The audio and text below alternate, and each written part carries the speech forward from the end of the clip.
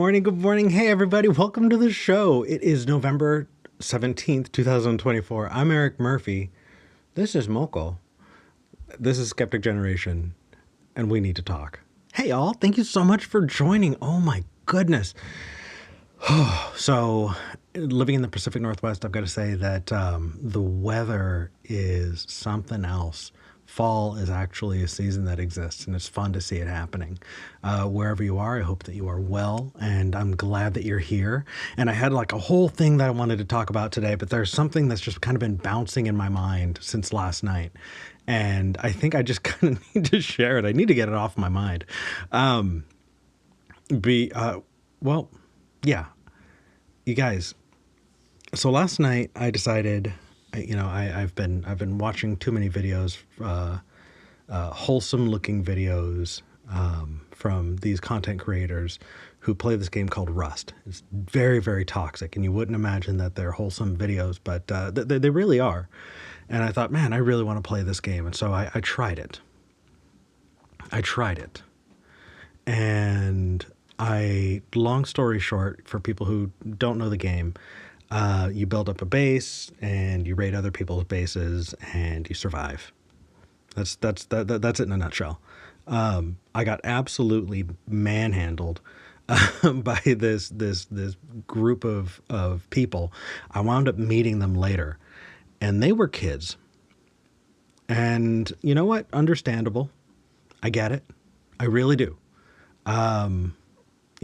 It wasn't just that I was outplayed. I was just absolutely outclassed. And I'm talking to this kid. And I'm like, how old are you? Kid goes, I'm 13. I said, huh. Wow. Yeah, I really am old. And he said that, wow, you're old, just by hearing my voice. But I said, yeah, I'm 37. And this kid, trying to be nice, his response was, he goes, oh, you still have time. Time for what? Time for what? It's been echoing in my mind since I went to sleep last night. Time for what? I think this kid has single-handedly thrown me into a midlife crisis. I still have time. Hey, chat. I still have time, I guess. I don't know. But what the hell? I was not ready. I was not ready for this. It haunted me as I lay in bed last night, and as I woke up this morning, I'm like, oh, I have the show this morning. I'm going to get things ready. And as I'm setting up the camera, I still have time. As I'm getting the streaming software ready, I still have time. Yeah, no, that's a thing, I guess. I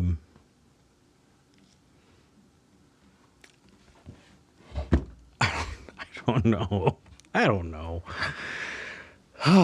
But what I wanted to do today's episode on was the illusion of progress. The quote is technically that the arc of history bends towards justice. Old, very well used Martin Luther King quote. But it gets used when we talk about progress as well. That, the idea is, as we look back and we see slavery in the history of the United States, and we live in a world without we live in a country, at least in the U.S., without slavery. We had a country that did not have women's rights, and not very many rights for other minority groups, and those rights are now enshrined in law. And I think I took it for granted. I really do. I think that I really considered that just over time, people are going to grow ethically, morally, and things are going to get better. And I think I took for granted the amazing amount of work and the amazing amount of human suffering that had to happen for those rights to take place. It doesn't just happen. It happens because we work for it. It happens because we fight for it. And if we want to see progress, it's not because we are viewing it on the arc of history. We're viewing it on the hands and on the backs of the through the blood, sweat, and tears of those people who want to see a better world. That ultimately, whether you're religious or not, whether you're spiritual or not, human hands are what solves human problems ultimately. You can't wait for some divine solution. We need to do something about it. We need to get involved. We need to get active. So that is kind of the beginning of what I wanted to talk about is, I have moved visually on this show and the different shows that I've been on from being this grand optimist to a much more of a pessimist. And I don't know if I've just kind of lost it. And I'd love to hear people's opinions. And obviously, if people want to talk about what they believe and why, let me get the phone number up here. I know I have it in the lower scroll going on here, but it does not hurt to get this out as well. 1 second. Here we go. 412-SKEPGEN. That's 412-753-7436. Or you can go to tiny.cc/SKEPGEN. That's tiny.cc/SKEPGEN to call in. And our call screener is waiting to take your call, and I would love to talk to you. Not just about this, but about religion, philosophy, and any other specific theologies, or just spiritual issues. Like, today is the day. I would love to take that call. And before I dive into the first call, I do want to, I always forget to do this, and I sometimes remember at the end of the show, but I want to do this now. Hit the like button if you haven't. Hit subscribe if you're not subscribed to the channel. Every little bit helps. Hit the notification bell if you want to be notified on new videos that are coming out. I'm trying to get them out at least almost daily. And I'm happy to see that. And so get involved, leave a comment. And if you leave a super chat during the live show, I do read it at the end of every episode.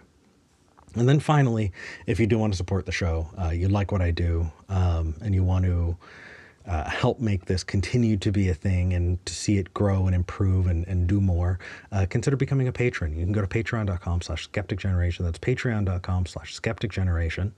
And every little bit goes to help.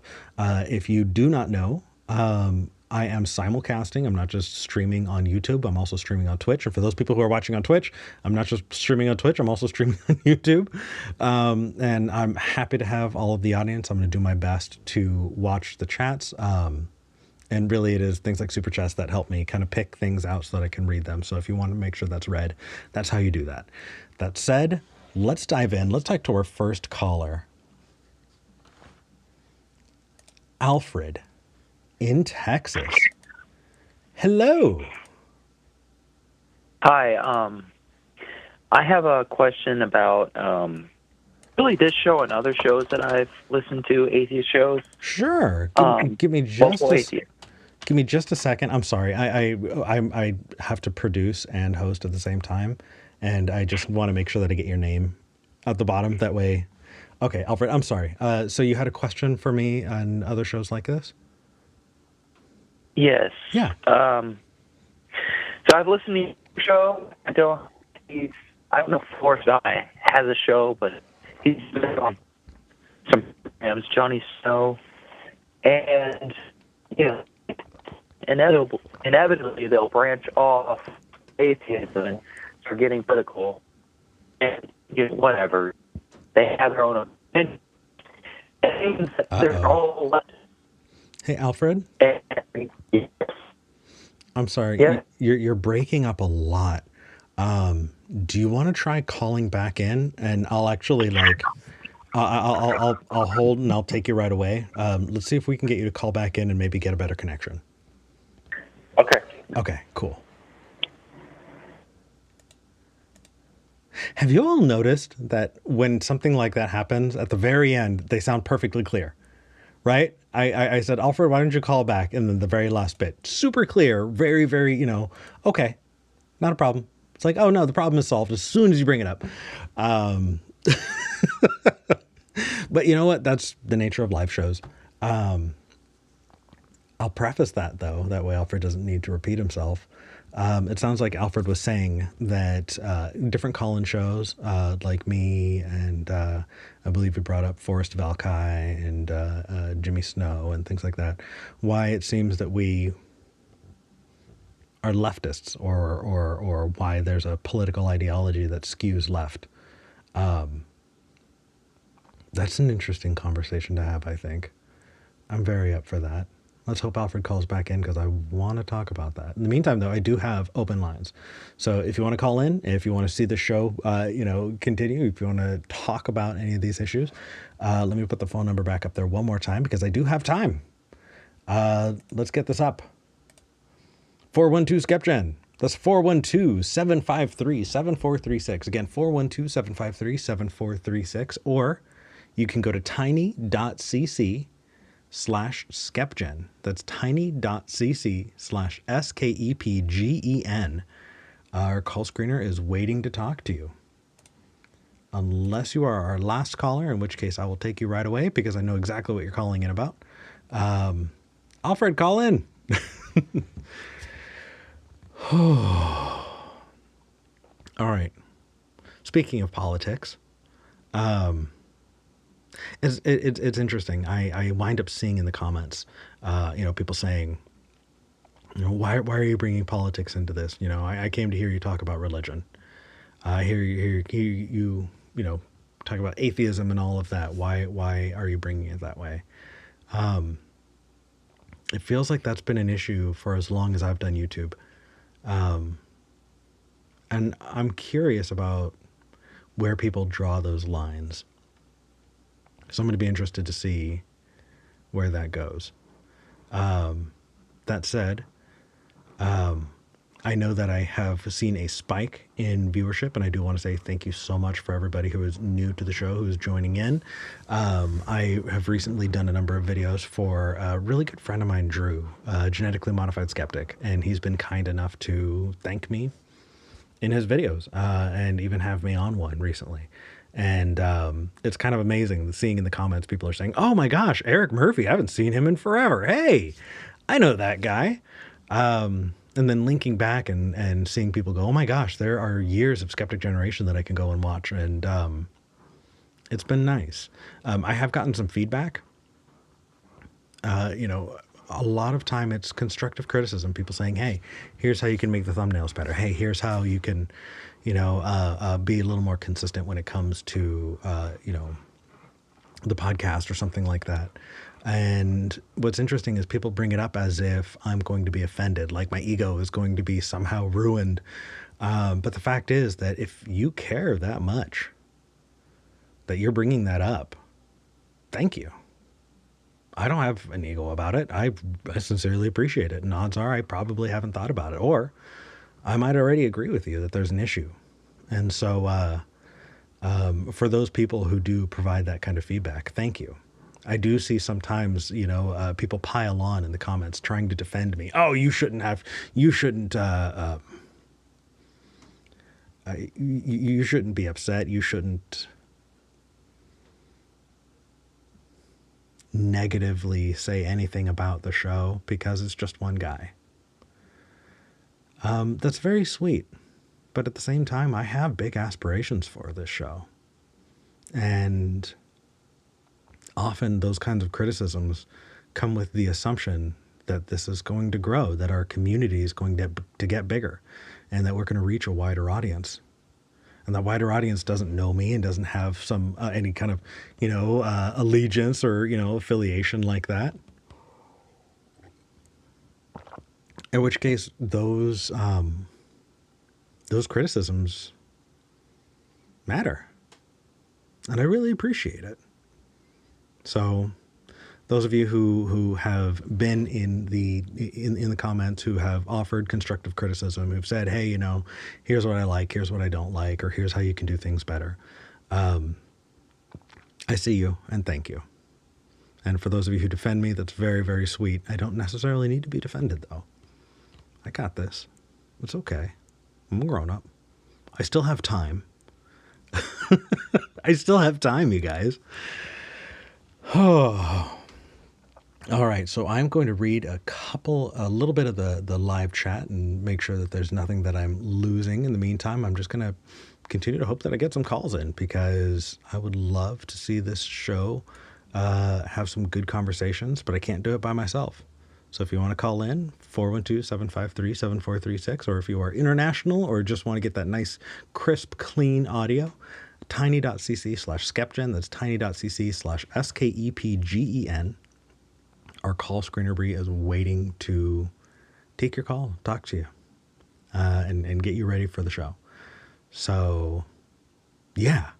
All right, let me check in here. Okay. People are talking about Rust. People are laughing about Enough Time. Let's see. Everything so far is looking good. What is our... Oh, look at that. All right.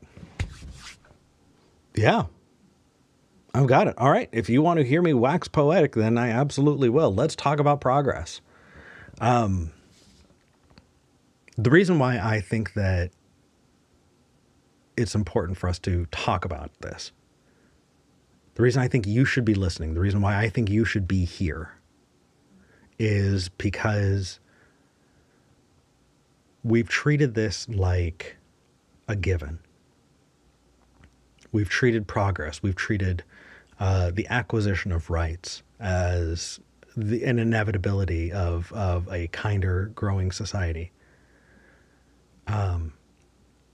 And I feel like many of us are seeing that kind of take steps backwards. The fact is it doesn't always move in a good direction. We need to do something about it. And I want someone to disagree with me. I want to be wrong. It's funny when Christians, carry this assumption that I'm an atheist because it makes me feel good. And they say, don't you want there to be a heaven? Well, aside from the existential crisis of forever, leaving that alone, that'd be wonderful. That'd be nice. It'd be nice to have some cosmic justice, that people don't get away with their crimes forever, that they pay for it in some way, that there's some divine arbiter, or that you get joy and get to see all the people who've died again. Just because something makes you happy doesn't make it true. And just because it made me feel good to imagine a world where things just get better, that doesn't mean it's true. And so looking at, it's not just in the United States, is it? We're seeing it in other parts of the world. We're seeing it in conflict in other countries. I've got to be careful because apparently Twitch has updated their terms of service, and there's certain words that I cannot use. So I need to be a little wary about exactly what. But what does it take? What does it take to continue to see progress? And what does that look like? Do we follow the Martin Luther King route? Do we stand and protest, and do we take it on the chin and continue going, wanting to be the better person? When they go low, do we continue to go high? Like Michelle Obama, famously quipped years ago. At what point do you need to get active? What does that look like? And how do you prioritize it? This is me genuinely asking. I want to know. I want you to tell me. How many neighbors should I feed? How many kind things should I do for the people around me in community organization support, which is something that we talked about last week? How many of those do I need to do versus putting myself in danger?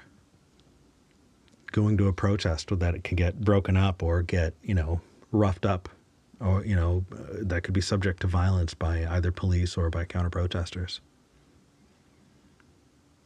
What's more effective? Is there a math here to it? I know last week I was saying, hey, everything helps, maybe a little bit for everybody. But after thinking about it, after really listening to what a lot of you have had to say, it seems mixed. What do we do? don't know. I'm leaving this open. I think in one way I really, really like that I get to have a show where I can go into something fresh, that I don't need to lean on the things that I'm really, really good at.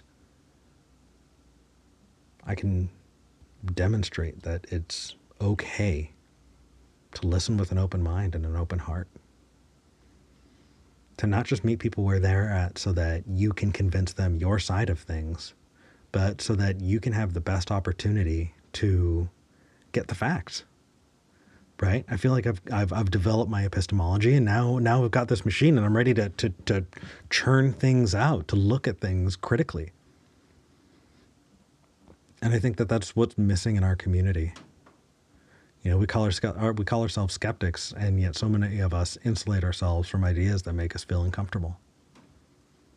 And so we sit in these little echo chambers, unable to deal with new issues because we just isolate ourselves from them.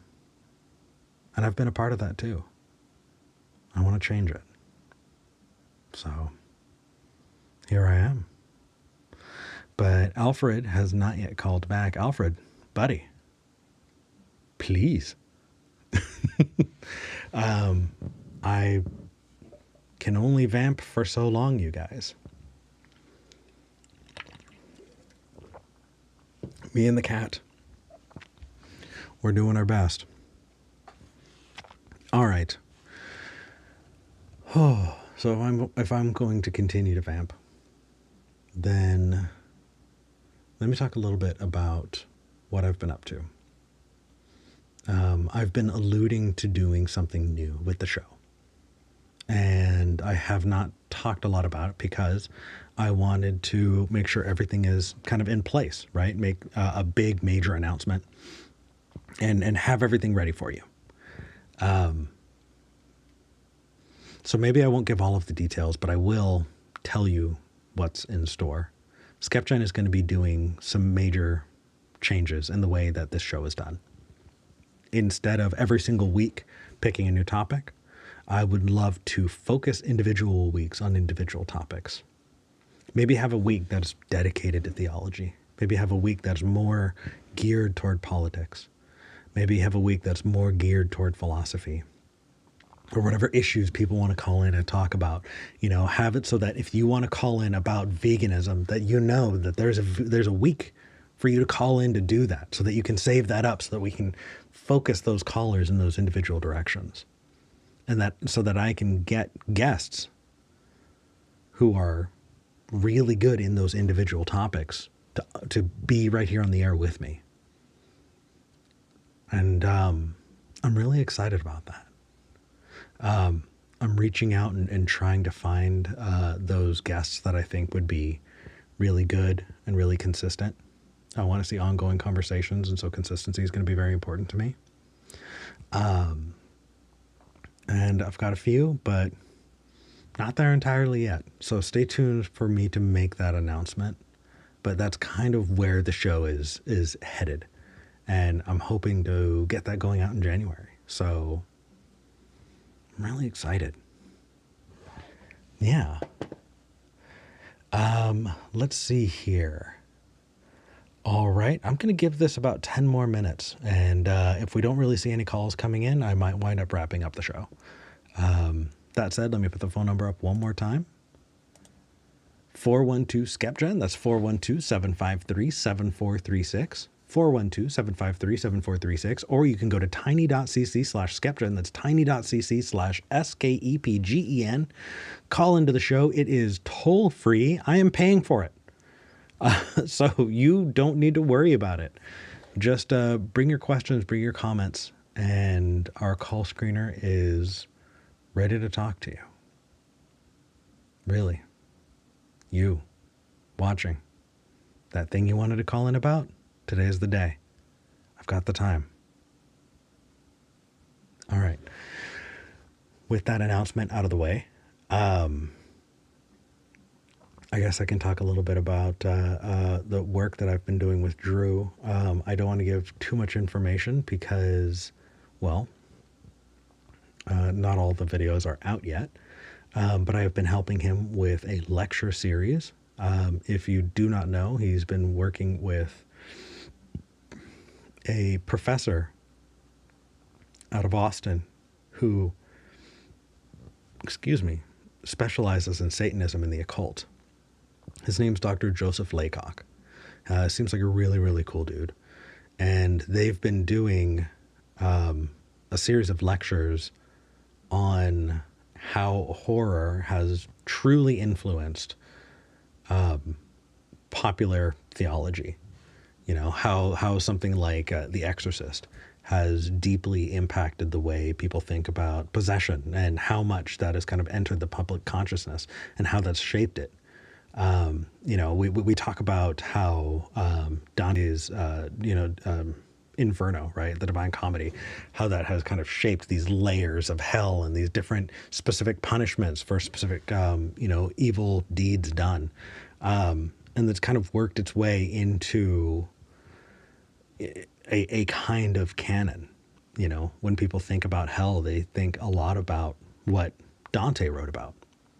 And similarly, in today's, we when we think about the Antichrist, when we think about possession, or we think about demonic forces and evil and things like that, there are a number of movies that have really, really, really influenced the way that people interact with it.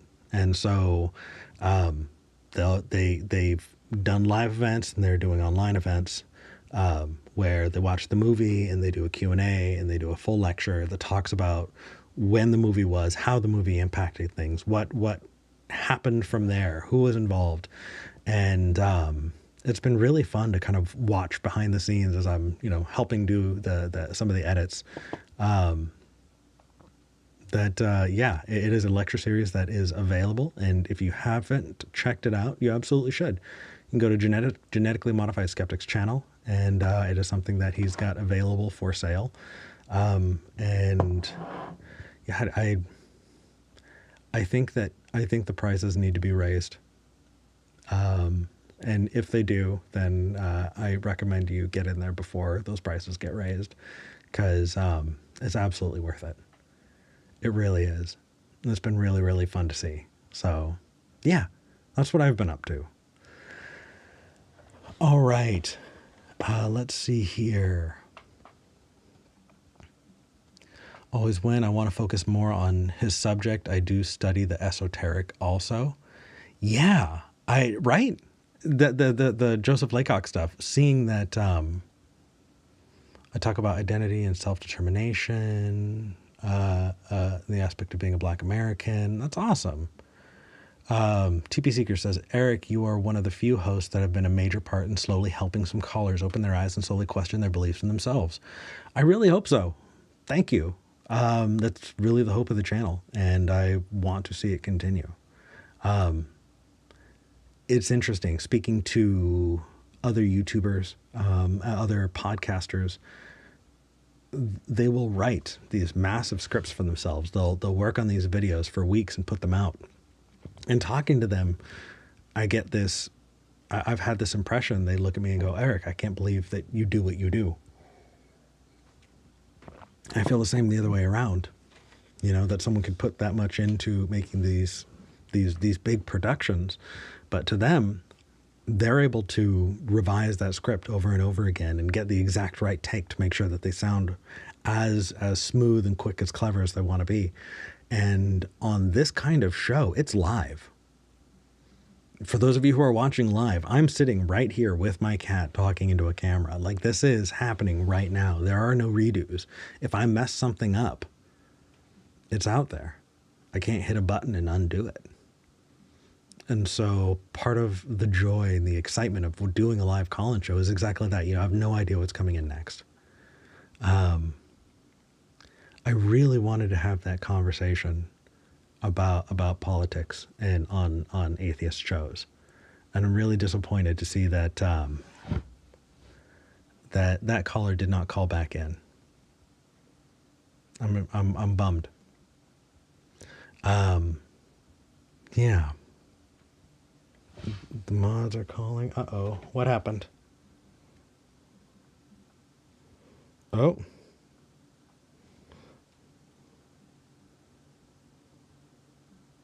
Alfred's in the queue. There are 2 calls in the queue. There are multiple calls in the queue, and I'm not seeing any of them on my screen. Holy shit. I just refreshed the page, and there are 5 callers. What the hell? Bree, Raymond, Kristen, my mods who have been trying to get my attention. I am so sorry. It was not refreshing on the screen. Let's do a fucking show, you guys. Alfred, who's been waiting on the line. Hey, thank you for waiting.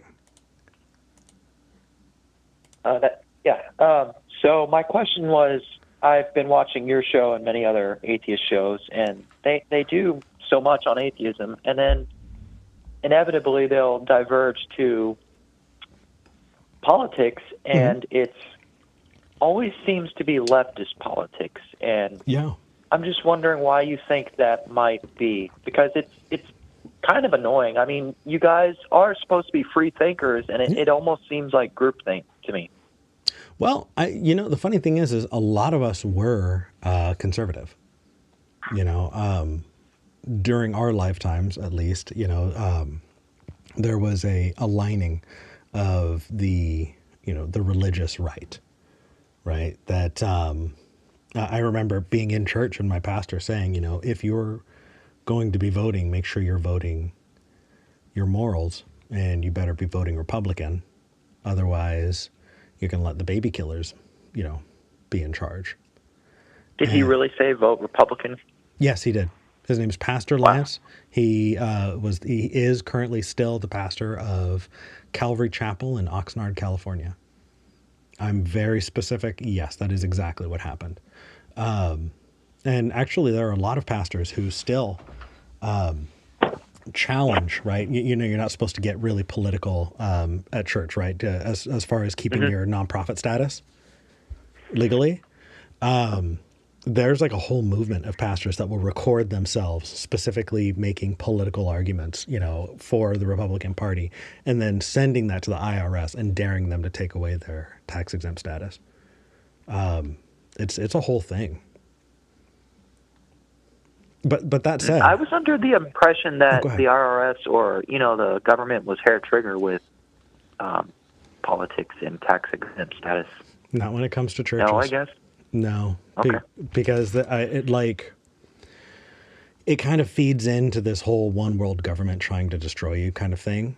If anything, they're hoping to stir up that kind of controversy, because then it's the government trying to destroy Christianity, and it feeds into this this persecution complex. But anyway, the reason I say that is because I don't think a lot of the really vocal liberal, leftist, atheist personalities have always been leftist or liberal. Part of the deconstruction that we had was, when talking about things like abortion, right? I've changed my mind. I don't think that life starts at conception, because my concept of life, right, and what this idea of a soul and all of that, really changed.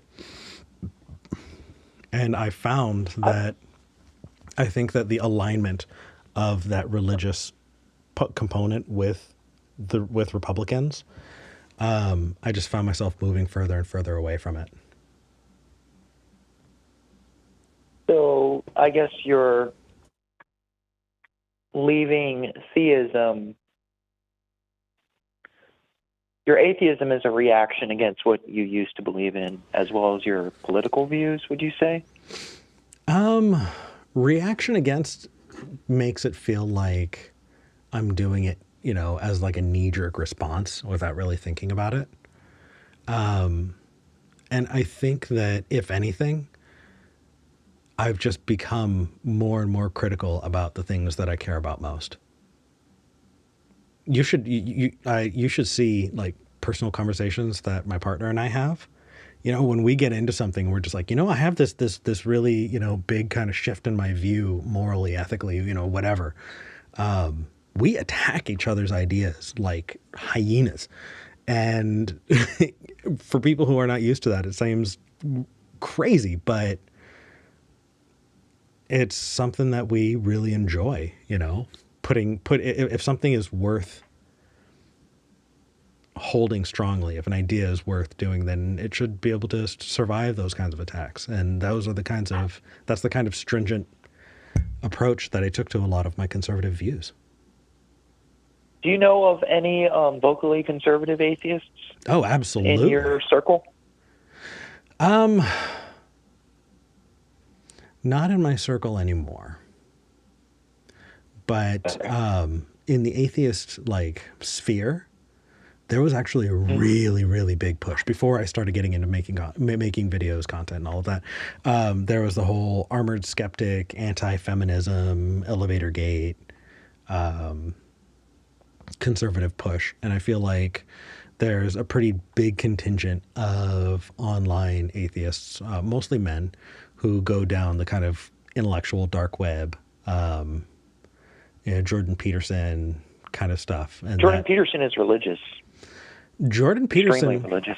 Jordan Peterson may have changed. Back when I really looked into him, he was very careful with his wording. That he wasn't specifically saying that he thought that a literal God exists, but that when he talked about God, he was talking about, these kind of transcendental concepts that are seen throughout societies and in time. These kind of, what are the words that he uses? I'm trying to think of it. Maybe you can help me out. You know what I'm talking about, right? Metaphysical substrate. Metaphysical substrate. Yeah, no, that's it. And so he kind of weasel words his way around it. But that might have changed since then. But yeah, no, there's kind of a loop back towards conservatism and then also religiosity in there. So yeah.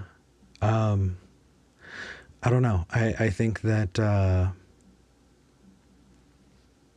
I had more conservative atheist friends in the past. But what we liked kind of moved us away from each other.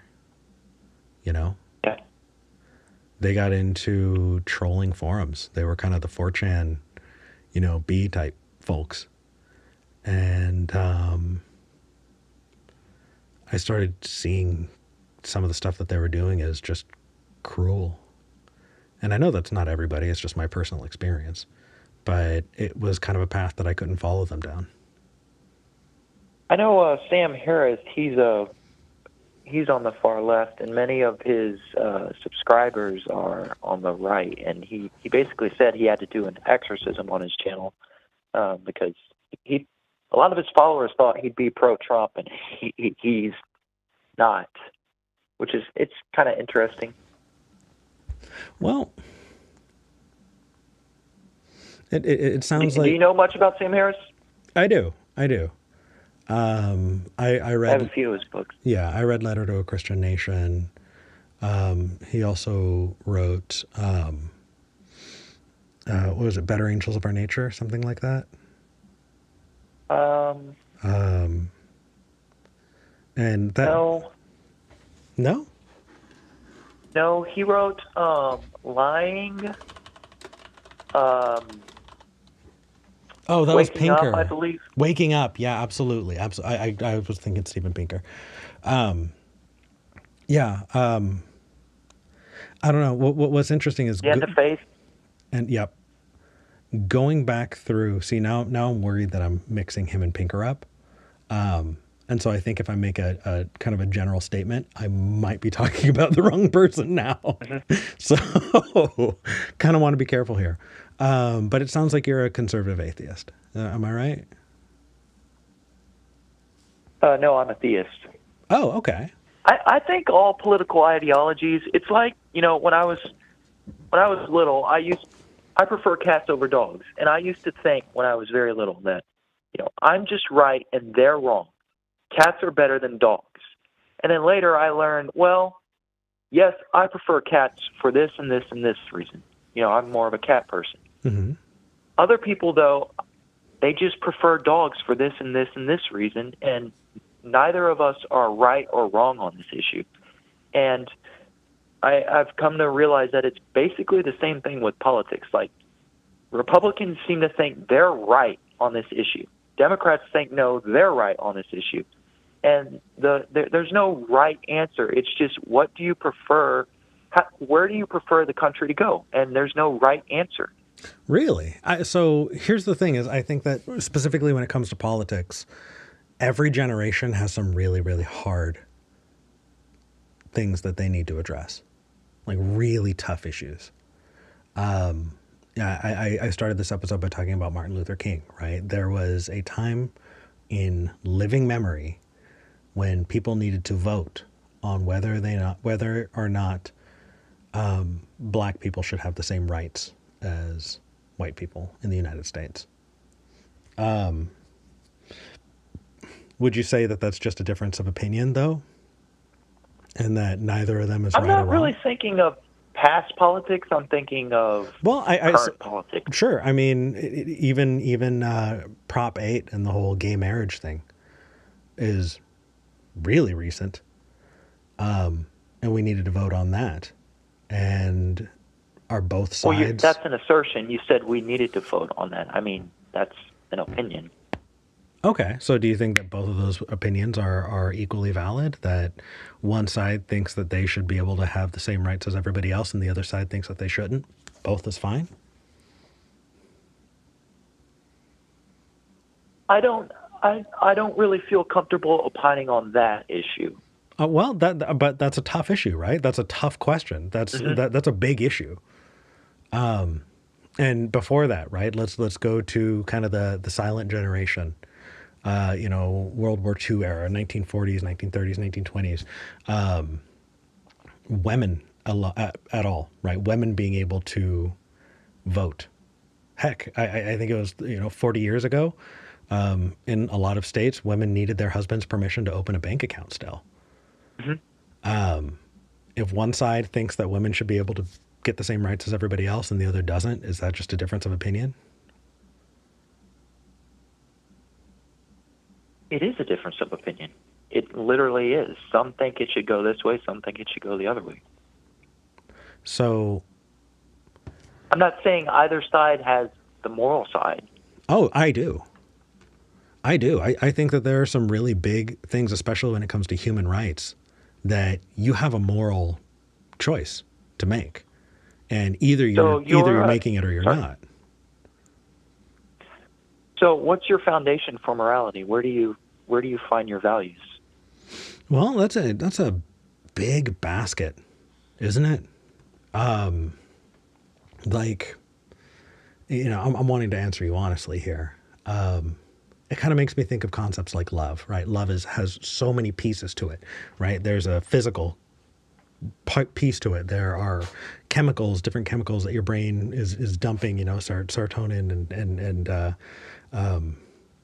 epinephrine and oxytocin, and you find yourself thinking about this person. You make plans, for them. You idealize what a life with them could be like. There's sexual attraction, and there's all of that. And so when you talk about love, you're talking about this big basket of stuff. And so just addressing it as an individual thing is tough. So where do I get my morals? It's extremely contextual, isn't it? I think that my moral view of the world would be different if I was born 100 years ago, or where I was born, or the environment I was born in. So I think I'm probably a product of my time in a lot of ways. Where do you get your morals? Mm-hmm. I don't really care too much to get into it. It's, obviously I'm a theist and I'm a practicing Catholic. It's okay. just, But you're asking, so I'm just trying to bounce this back up against you so we can, so I can understand you sure. as well. Like, I'm assuming that I believe go ahead. I would say my starting point is every person is a child of God. And that did you always view... they should not be demeaned. Sorry? Oh, no, I didn't mean to interrupt. So it sounds like Like, did you always view things that way, or is that an opinion you developed? And I what? So when you were a child, even without like the language, did you view everyone as a child of God and that they should not be demeaned? Like, was that, or is that something that you learned over time as you kind of developed as a Catholic?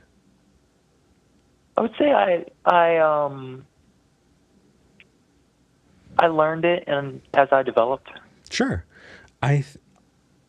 From my side of things, my assumption is that you didn't start being kind to people, only after you came to that. I think that you were probably a sweet kid. you know, you were probably a decent human being before then. So it's kind of a chicken and egg situation for me. Like, do you need to be a good person? Like, do you need to think that everyone is a child of God in order to be a good person? Does that inform you being a good person, or is that just a justification you come up with later on that coincides with you just being a sweet person? You know what I mean?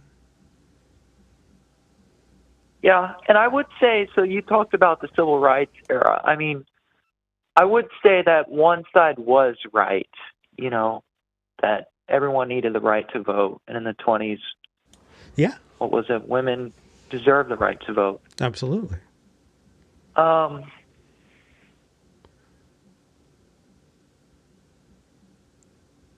And all those other issues, I mean, people deserve their rights. And there is a definite right and wrong there. I don't think it's just anyone's opinion. I think there is a definite right and a definite wrong. And there are people who are on the wrong side of history, and you could see them in pictures when they're yelling at children who are trying to go to integrated schools, right? When they're physically abusing and taking the lives of LGBTQ folks. There's a wrong there. And it's definitive. It's not just an opinion. Now, here's the question for you is,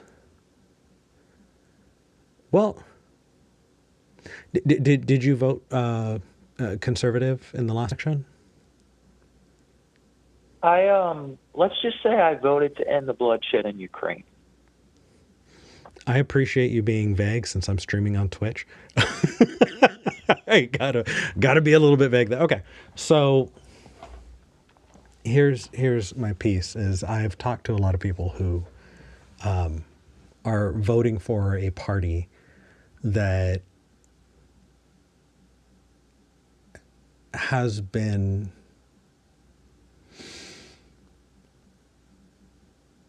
against the equal rights of the LGBTQ community. Right. We can talk about trans folks. We could just talk about gay folks. We could talk about gay marriage. Pretty consistently, the Republican Party has pushed for limiting the rights of LGBTQ folks, not giving them the same rights that everybody else has. Do you think that that's just a matter of opinion? Or in the same way when we talk about, civil rights, is there a right and wrong there? I don't think the Democrats are right on everything. Oh, I don't either. When it comes to trans rights, I would just say I weigh issues, and that is not if they're for that or against that, it's a deal breaker. So, in my mind, what's going to cause the most good? Getting people to stop dying in Ukraine. Hundreds of thousands are dying, and that is probably the biggest thing going on right now that nobody talks about. Alfred, you're not wrong, but I do want to shift things a little bit for you. I think we can walk and chew bubble gum at the same time. When gay marriage was being proposed, a lot of people had told me personally, right, in real conversations that I had, that we had a war in Iraq and Afghanistan. And the fact that we're talking about gay rights, well, hundreds of thousands of people are, dying overseas, was wrong, that we needed to focus just on Iraq and Afghanistan. And after that's over, then we can talk about gay rights. That didn't jive for me then, and doesn't do that for me now either. Why not both? Well, I'm just weighing issues, and one seems more important to me than another. There's trans rights, gay rights, and then there's hundreds of thousands of people dying in a war that they can't win. Okay, so vote for both of them. Which seems bigger to you? Both of them seem incredibly important. I'm not asking, are they both important? I'm saying, which seems more important to you? You know how to weigh issues, right? I do, and I have multiple issues that are incredibly important to me. So from my standpoint, the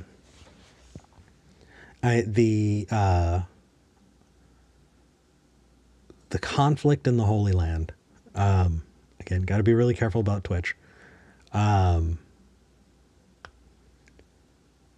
I did not see either Republicans or Democrats being very different in their views on it. Mm-hmm. I want to see violence end there. And I did not see Republicans or Democrats supporting ending violence there. Or valuing,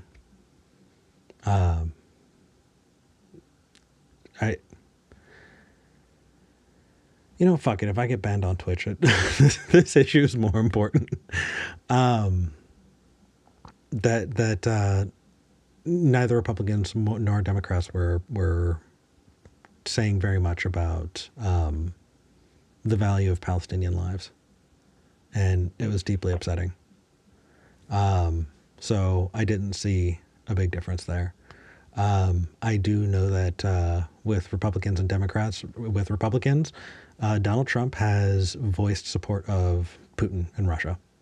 I think that a Republican-led House, Senate, and presidency are going to withdraw support, and I think that hundreds of thousands of Ukrainian lives are going to be lost because the support is going to get withdrawn from them. I think that voting Republican is actually a death sentence on a lot of people.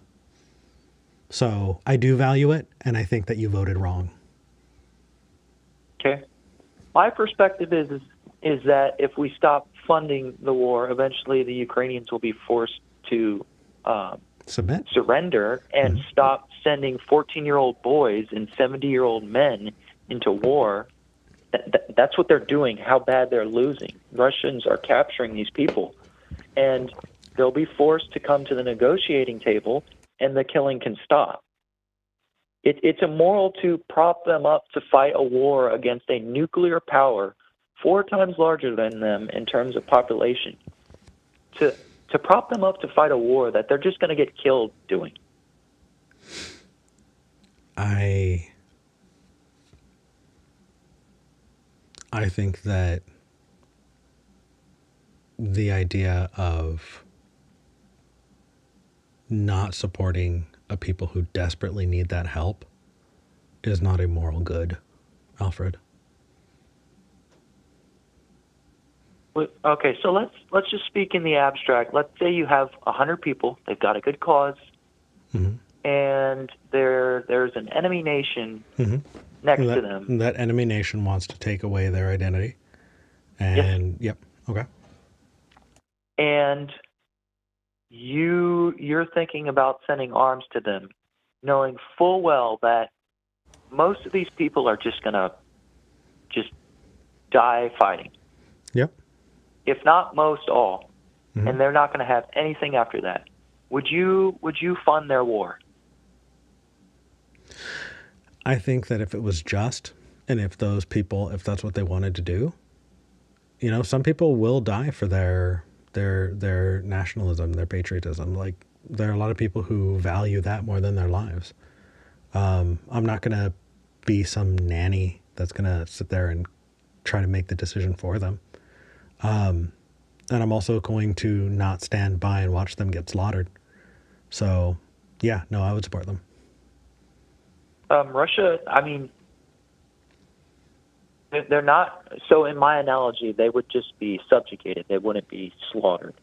And Russia, I mean, it's not like they're just going to roll in and kill everybody if the Ukrainians surrender.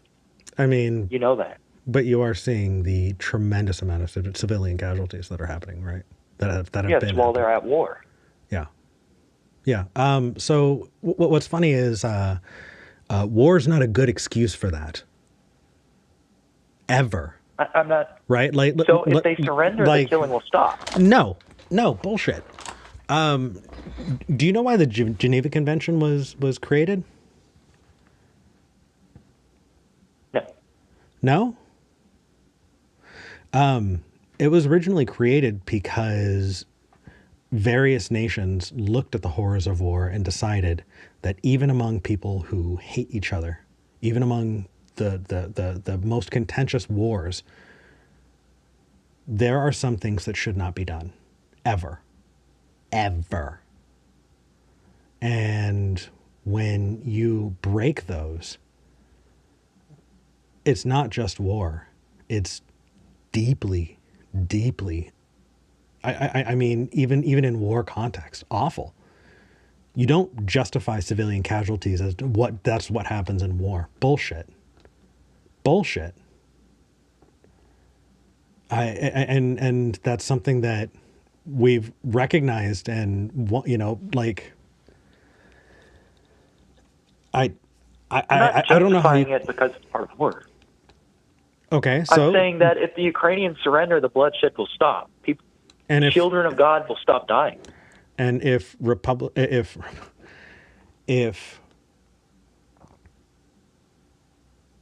Russia pulled out of Ukraine, it would stop as well. And you know that's not going to happen. And they see the no.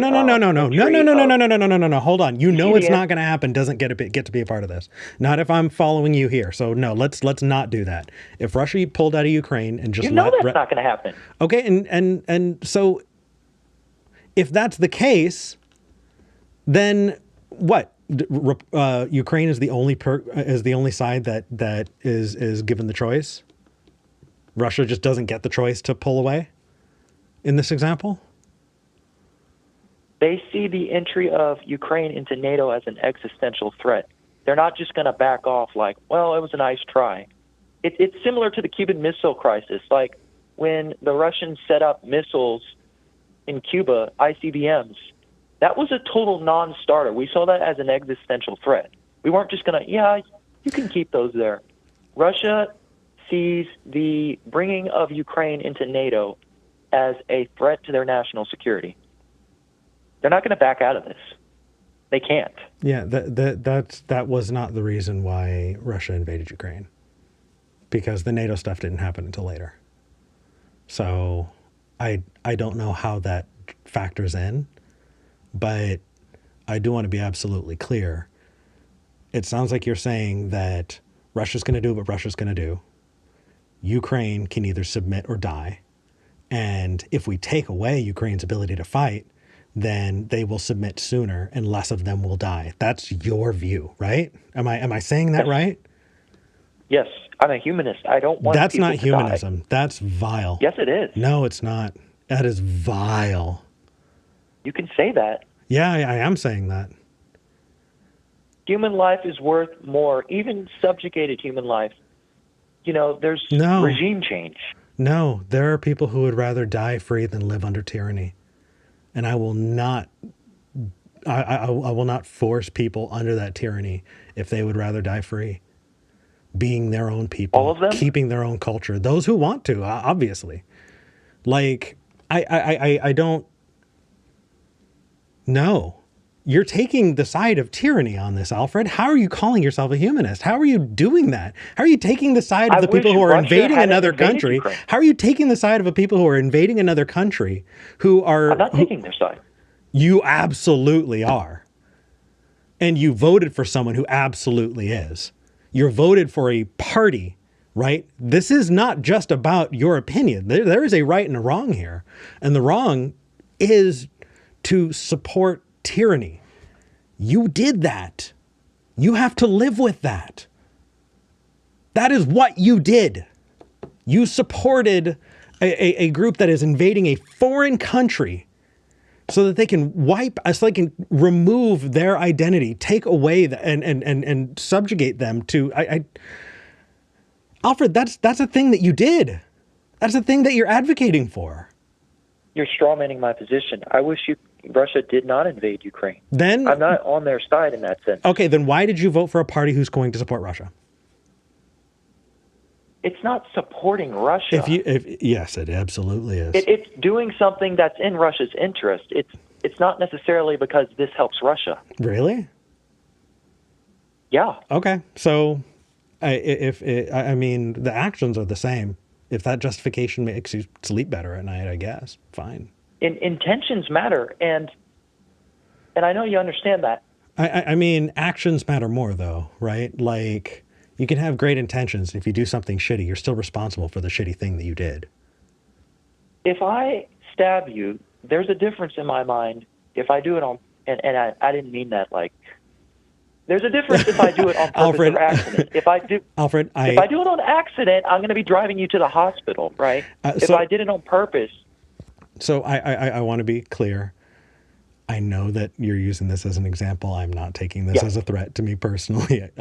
And you can use this as an example. I get it. Like, I'm not uncharitable that way. Totally get it. And also, whether you did it on purpose or you did it on accident, you stabbed me. Yeah. Yeah. So you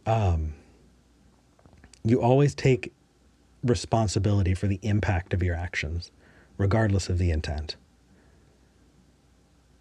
You do. There are times when I have said the wrong thing and it was a total accident, but there's no amount of explaining that it was an accident that's going to undo the damage that I did. I need to take responsibility and say, hey, while I do want you to know that that wasn't my intent, I'm sorry that I hurt your feelings. You know? Okay. Like, I think that's the right thing. We got really specific. Call going anywhere farther. Sorry? No, it's okay, Alfred. We got really specific from a really like kind of broad question about leftists and atheism, and I feel like we got away from it.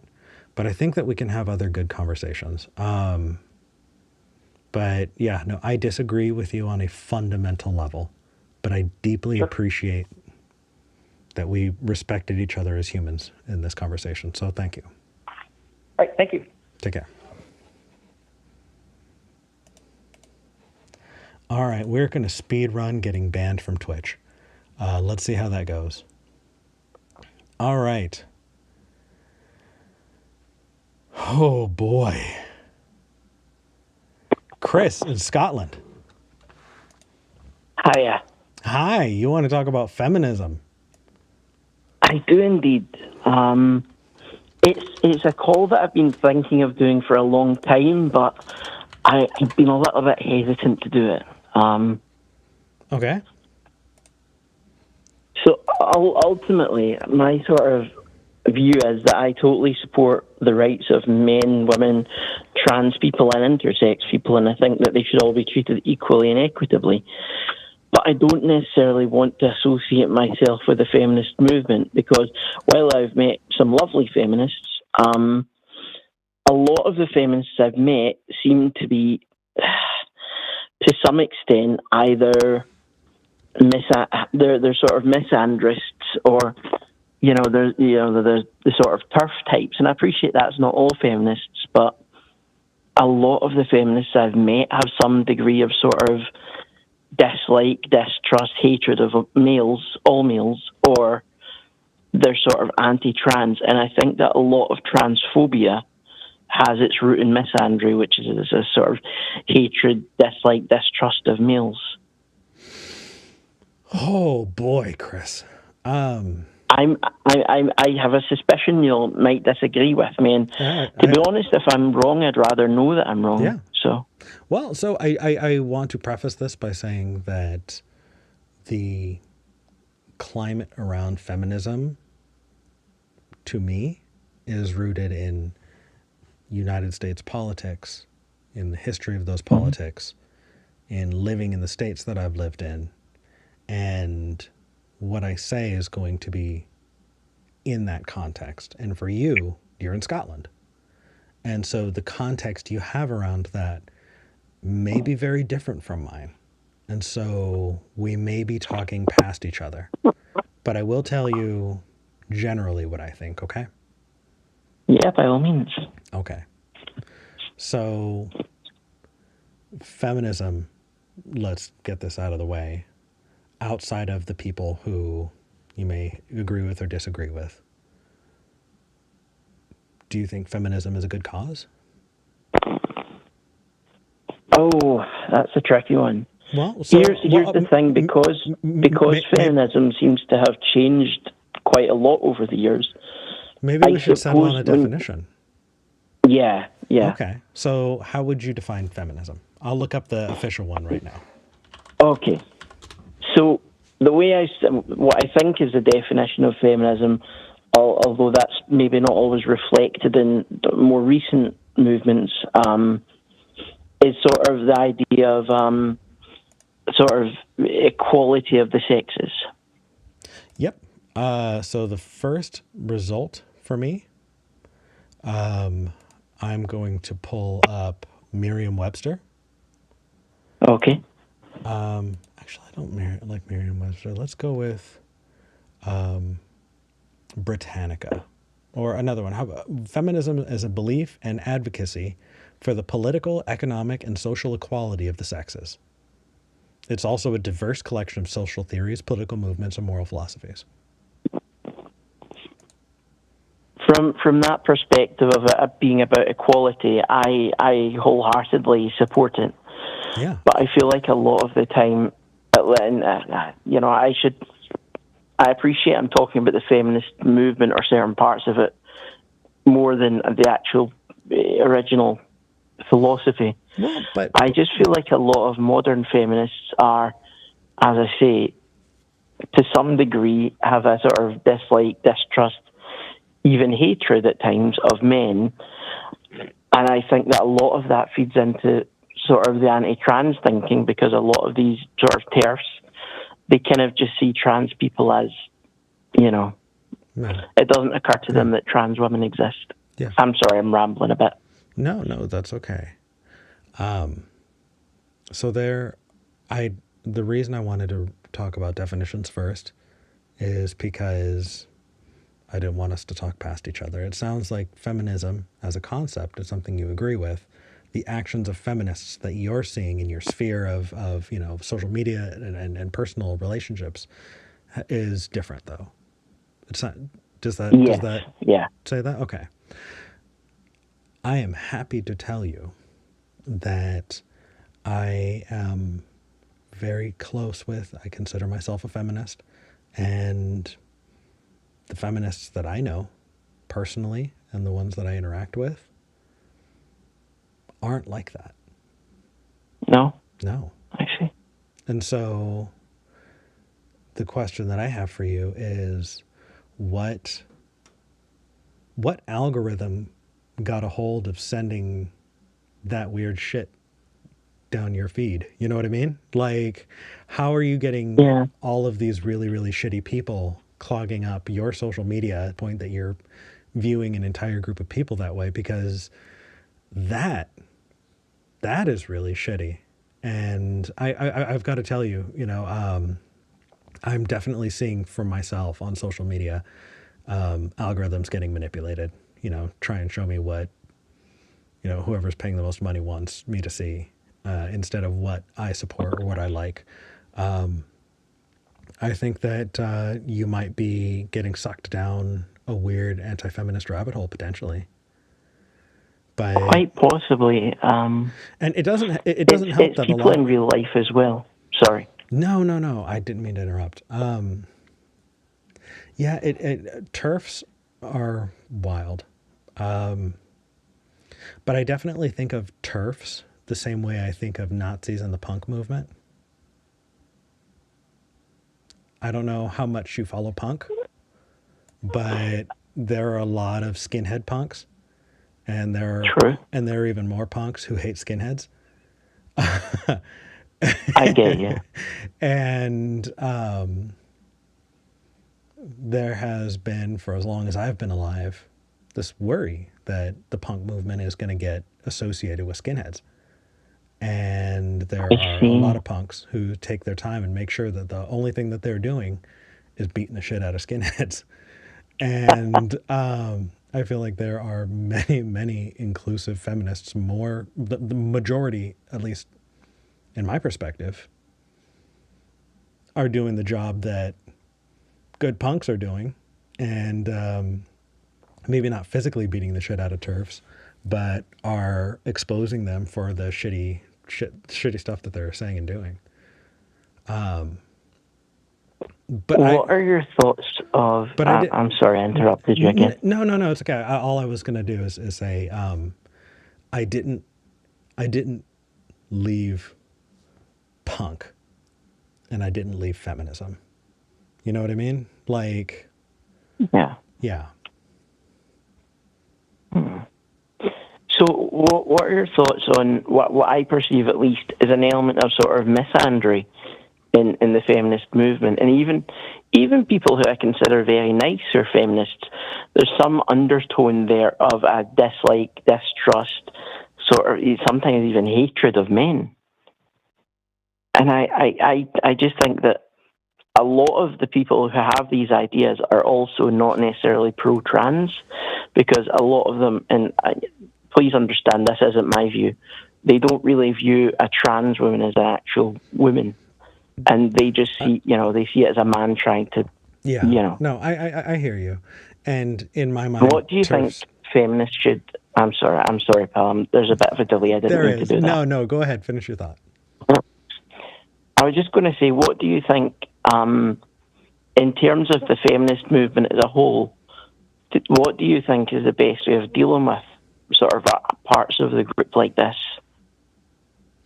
Well, unlike the punk movement, I definitely don't think that... No, sorry. That is not a thing that I should be saying.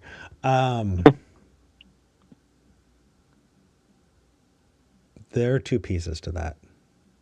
One of them is I don't frame feminism as something that is opposed to trans rights. And because of that, the context of your question feels a little scattered and difficult for me to reply to. The larger issue in my mind is a lot of women have a really good reason to hate men. A lot of men have a really good reason to hate men. I think that distrust of men is something that, at least culturally, the cultural context that I have, is earned. Boys will be boys. You know, you were SA'd. What were you wearing? Yeah. Men are going to do what men are going to do. That creates a culture that absolutely justifiably means that men don't deserve and don't get the right to implicit trust. And I'm a man, I'm not saying that about all men, but I am saying that if someone is operating under the assumption that men shouldn't be trusted, I totally understand. Now, if somebody is hurting and they create a space where they can voice that hurt, that might not be the place to have that not all men conversation. You know what I mean? Like, if someone's voicing hurt and is processing that and is doing that in a way that's building community for them, you and me, we're not under attack. We just need to have a little empathy and patience, and if someone is going to be that way, then, okay. Yeah. I'll give you an example. Yeah. I have quite a few times in my life been treated horrendously by women. I mean, my mum, I loved her, but she's incredibly abusive. So does that mean that I should go out and distrust all women then? Is that okay? I just see it's a bit of a double standard. Well, I'm not arguing. I'm just genuinely, I don't get it. So here's the thing. Often when I see that sentiment, I see those in communities where people are supporting each other and where it's the right time and the right place. I see. And, I go on Reddit and r/2x chromosomes. Actually very trans inclusive, believe it or not. I think the name is an old one, but, that's the time and place for that. I think that if you had a very abusive relationship with your mom and you were upset and distrustful of women because of your relationship with your mom, I would understand that. And I think that over time, you would move on, hopefully you would, get some therapy or find whatever closure you need to open yourself up in society, and all of that. And I think that you would stop posting that, and somebody else who, is hurting is going to hop right back in there, because there are lots of people who are dealing with that, I think there are a lot of people who are hurting that post that develop and grow, and however they do, and the next person who's hurting is going to take their place, and that's okay. And some people never stop, disliking that, but that's their choice. If someone doesn't want to be in community with me, I don't need to force myself in there, No, it's not even necessarily online. I see people who are kind of not necessarily in like a support scenario, just in conversation, they'll just sort of make these sort of comments, and I just feel like on the left especially, and I'm very far left, I consider myself at least. On the left, I feel like a sort of a dislike or an intolerance of men is tolerated, and I'm not saying it should be tolerated either way, but if somebody was to express these same ideas towards women, they would get completely obliterated, and rightly so, but I don't see why it should be tolerated one way and not the other. When, men get sexually assaulted, men get attacked, I think that the statistics are massively skewed on this, because I don't think men report it anywhere near as much as they would or should. But yeah, what are your thoughts on this? Well, I've said it on shows before, so I guess trigger warning for this conversation. Probably too late, but so I am a victim of sexual assault. Same. Yeah, by a woman. Perhaps I shouldn't have said that on live radio. Anyway. So that is something that is very personal, that can speak from personal experience on. Yeah. And I don't blame people for being upset. I don't think,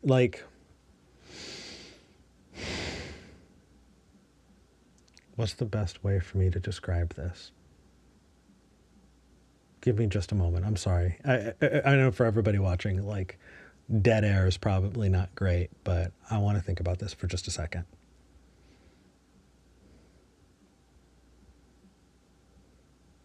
Okay, I've got it. I'm going to give you an analogous example, okay? Okay. It's really kicking off in the comments, by the way. Oh, I bet. I bet. So I am half Mexican. And there are as many different types of Mexican people as there are just people in general, right? Like there are lots and lots of different types of people. There are people who view my being a half as being a race traitor or the product of a race traitor, right? That my mom should not have had a child with my dad because my dad is white, and that has in some way denigrated my race as, or being Mexican as a whole. Now, just because those people exist doesn't mean that I'm going to stop supporting Mexicans. No. Like I am not hanging my hat on who's going to be nicest to me. I'm going to make my moral decisions on what I view as right. And so in regards to race and in regards to feminism, I am a feminist not because other people have made me happy or sad, but because I feel that that is the right thing. And there is no amount of shitty people that are going to make, put a distaste in my mouth such that I'm not going to be a feminist anymore. And if somebody says I can't be a feminist for whatever reason, I'm not an ally of theirs or whatever, that's okay. I don't need to be in community with them. They don't want me to be, and that's totally fine. And I still consider myself a feminist. No, I get that. And perhaps it is this case of, it is just a sort of smaller section of the group that has this sort of dislike, distrust, hatred even of men. But yeah, I get what you mean. And I've met some genuinely lovely feminists who have turned me on to a couple of good books on feminism, the names of which I can't quite recall. But as much as I'm incredibly towards equality for males, females, trans people, and intersex people, who often seem to get forgotten in these discussions, as much as I'm for that, this is the reason I don't necessarily want to call myself a feminist, just because I experience some really toxic people who have these ideas. But as I say, the comments are kicking off. Yeah, but then you need to be extra vocal in being a feminist. That way you're being the face of somebody who's not like that and still a feminist. You're right. You're right. Don't cede that ground. And also, I've got to tell you, I'm absolutely supportive of a lot of extreme stuff, like the 4B movement. What's that? Oh my gosh, Chris. The 4B movement? Yes. There's an entire... I might have heard of it, I just don't remember it. Yeah, so South Korea, other Asian countries, there's a massive drop-off in births because there's an entire movement of women who are like, we're being treated like shit. We're not being treated as equal human beings. And so we're not going to have kids. Fuck that. We're not going to create another generation to perpetuate this bullshit. Okay. And it is... So what is the 4B thing about it? I think it's a linguistic... let me look. Okay. I mean, ultimately, if somebody doesn't want to have children, they're perfectly entitled to that. That's not that extreme. Got it. So 4B is the 4 no's. Okay. So no sex with men, no giving birth, no dating men, no marriage with men. And the reason it's 4Bs is because I'm going to butcher the language, but Bisakau, Bichulsan, Biune, and Bihon, right? Like all Bs. That's why it's the 4B movement. And you know what? Given the context there, I'm all about it. Like, given the context that, like, cool. And you know what? I think the 4B movement needs to come to the United States because obviously, if women's rights are going to be trampled, if they're not going to get the option to, make choices with their doctor that should be between them and their doctor, if their pregnancies are going to be tracked, or people could be arrested under suspicion of, getting an abortion or helping someone get an abortion, which is a real thing, by the way. No next generation. Fuck it. And I totally support that. And that's pretty radical. I see. I mean, it does seem, extreme, but in that kind of situation, it's completely understandable. And ultimately, if somebody doesn't want to have sex or get married or give birth, that's up to them ultimately. Yeah. I don't, But again, right? We're going to go back to the very beginning of this call that you're in the context of yourself in Scotland. I'm under my context of myself here in the United States, and of course, you and I are both looking at the 4B movement going, oh, well, you know what? That honestly makes sense, right? But if you were a man in South Korea, I bet you would be saying, maybe I'm not going to consider myself a feminist because all these women who are not wanting to date or be around men, that's pretty extreme. I mean, it does seem extreme, but it's also like in my sort of cultural context, it seems a little bit extreme, but in that situation, it's understandable, and ultimately, it's up to people whether they want to do that. It seems a bit unusual to me. There's a whole movement around it, but people have a right to do it if they want to. Absolutely, I support the movement. I think it should come to the West in a big way. But fair enough, yeah. Regardless, I think it probably has. There's just not necessarily a sort of a movement around it. It's probably on an individual level. There are people that refuse to do those things, but it's not necessarily a movement yet. Yeah. And ultimately, it's I don't necessarily, I think it is quite radical, but people are entitled to do it if they want, especially if they're going through all this kind of discrimination and bad treatment, and I really hope this sort of thing doesn't come to America in terms of the way, I don't mean the 4B movement, I mean the way people are treated. And although with a Trump presidency, it's not looking good. No. If anything, it's the time for extremists. It's the time for them to stand up and be loud and be vocal. And they're going to have my support. And I'm not going to stop considering myself a feminist. And I don't think you should either, especially after our conversations in the past. Because sorry, no, it's okay. I was going to say, especially based on our conversations in the past, Chris, you have consistently shown yourself to be someone who has a really good heart, and I appreciate that. And every movement needs that. I appreciate that. I'd just like to say, someone said that Chris dislikes women who dislike men. That isn't the case. I don't dislike these people. I just don't necessarily want to be in a movement of people who hates half the world's population. It's not.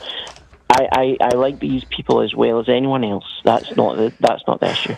Chris, perhaps I shouldn't be commenting on the comments. No, I'll tell you this right now. Rule number 1 of YouTube and content in general, when you do this kind of thing, people are going to be incredibly uncharitable. And my general rule is, anything that I say, I need to expect that people will take it the least charitable way possible in the comments.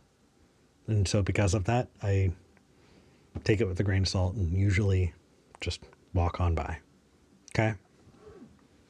I get you, pal. I'm sorry I've interrupted you a couple of times, and I think it's the delay. It's not deliberate. It's absolutely a delay. I didn't take personal offense to any of it. It was good talking to you. Take care of yourself. Absolutely, pal. Have an amazing night. You too. All right, let's move on. Talk to Jasmine in Canada. It has been an international episode. Jasmine, you're live on the show. Hi, yeah. So I was wondering, how close do you think the U.S. is to theocracy? It's getting to that point even up here. Trump is deified. And it just almost boggles the mind, especially since now the Republicans control three branches. So I think we need to look at it under historical context. Honestly, there was a massive theocratic swing that happened during the Cold War that really kind of rewrote history in a lot of ways. I think we were closer to theocracy then than we are now.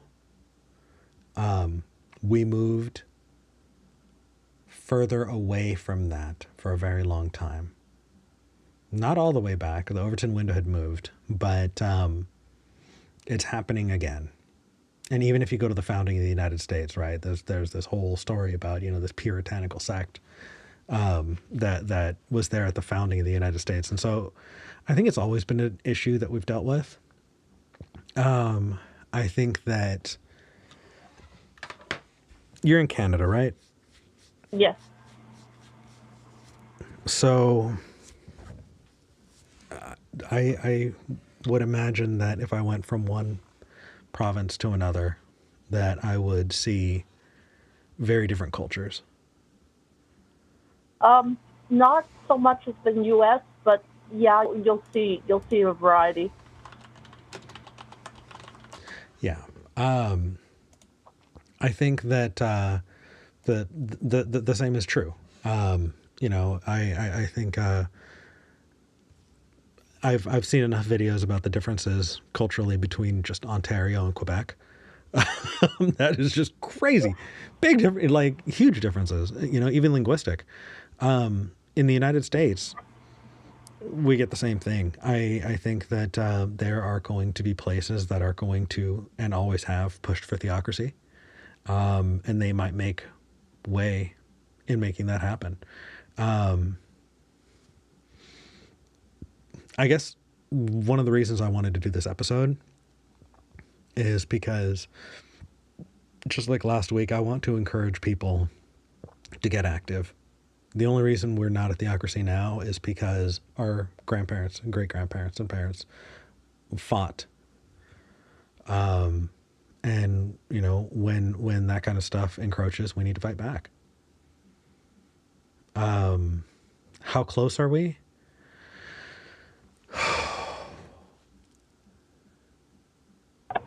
I don't know. I think that public institutions have been trying to include religious rhetoric in things like schools and courthouses, government buildings, for the last 80 years. So, yeah. How close are we? I don't think we're as close as you think. I think I'd beg to differ. You guys Really? seem really close. Yeah, like my in-laws are from Alabama, and they're all about Trump and Christianity. Sure. And Christianity is the people in the, what, regardless if they're right or left leaning, tend to vote in huge blocks. And you get the electoral college in your system, and those blocks become your entire country. Yes. Here's the thing, though, is just to put language out there. I don't think, like, we can say that idealistically, but in practice, what is going to need to take place for there to be an American Ayatollah? I think that Christianity has so many different fractures, so many different subgroups, that they can make general statements. Oh, we believe in God. But when it comes to legally, like, enforcing that, I think that they are going to fight amongst themselves for at least a generation. Like, we would need to move into the pro-theocracy point, and then it would take at least a generation or two for them to even figure out who gets to make the rules.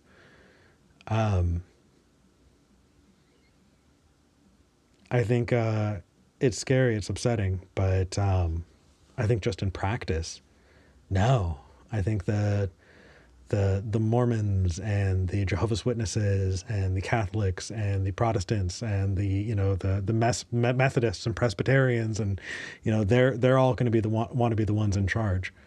It's going to take time. The Southern Baptists, oh my gosh, they're not willing to bend or give. Yeah. Do you get what I mean, though? Like, they're not as unified as you think they are. Yes, they're unified in this God thing, but when it comes to, like, enforcing it, not as much. I disagree. I think Christian would quickly more support another Christian, and the right seems to be the Christian party, regardless if you're right leaning or left leaning. And those blocks will eventually, I don't think it in this generation, but they're aiming for the next generation. They're aiming for education. They're aiming for all those new generation things to make your country a theocracy, a Christian theocracy. Yep. Yes, they are.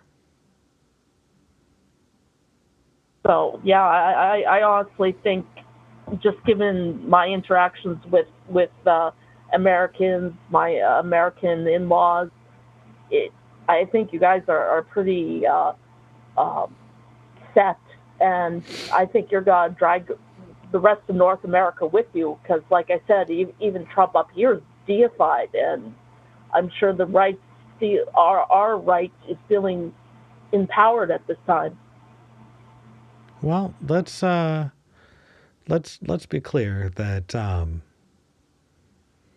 dragging the rest of America with us, the rest of North America with us, Canadians have largely prided themselves on not being Americans. If you're dealing with a similar conservative shift and an empowerment, that means that we can be in community with each other, and we can say, hey, I see what you're going through, and I'm sorry, I'm dealing with it too.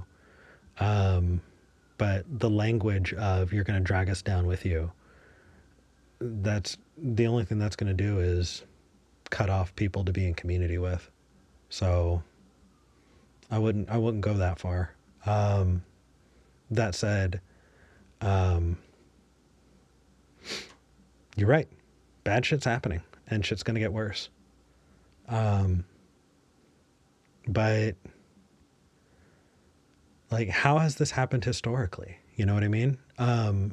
Theocracy is fundamentally different from the government that we have set up right now. It would need a radical shift away from House and Senate, this kind of three-part, president and legislature, judiciary system. And I think the only way that's going to happen is through civil war. Why? Because that's the only way those things have happened in the past. You take a look at, every time there's been a massive shift, look at how things moved from monarchy to, whatever forms of democracy in France, Spain, Germany, even in the UK. They say, oh, we did it without war. No, there was absolutely bloodshed in the streets until the Magna Carta was passed. It was fear of losing power entirely that motivated that. So no, I think it would happen. It would have to follow a civil war. We will not go easily into that. Good night. That's a very dangerous possibility for your country too. Yeah. I mean, January 6th shows you how close you guys can come to that. Yep, and all the truckers up in Canada too. Shit can get crazy. You're right. So, what are you doing about it? I can't do much as a Canadian. Sure, you can. They exist up there too. Well, my husband's left leaning, even though his I'm sorry. No, I didn't mean to interrupt. No. There's a bit of a delay. I didn't mean to interrupt you. Go ahead, Jasmine.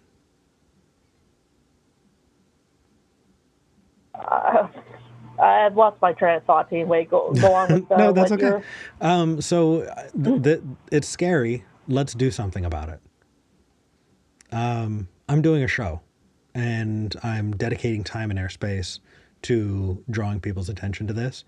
And I'm also looking into ways that I can get involved locally to help people. Because that's what I can do. I think that a heavy conservative shift is and has been happening in Canada. And I think there are things that you can do as well. But being upset at America, I get it. I think Canada has done that for a very long time. But I think that there are things you can do in your community to help staunch that as well. And I hope you do. I don't want to see a theocracy up here either. No. And we were definitely going. It feels like we're definitely going to the right, leaning towards the right, and we do have a far right community in our country. Yeah, I definitely don't think that. I think that what's more likely than a theocracy, because again, theocracy would be like an American Ayatollah, right? You'd have religious leaders making the decision. That is what theocracy is, going to a pope kind of system. I think we're much faster moving towards fascism. And I think that we are much more likely to see the rise and dominance of fascism more like a Mussolini type situation than you would a Pope type situation. Not better, but different. Oh yeah, both are possible. Yeah. Yeah. Oh, great. Jasmine? Okay, well. Jasmine, if we ever meet, Yes. If we ever meet, let's have a drink. Yeah. I think if anything, this time deserves it.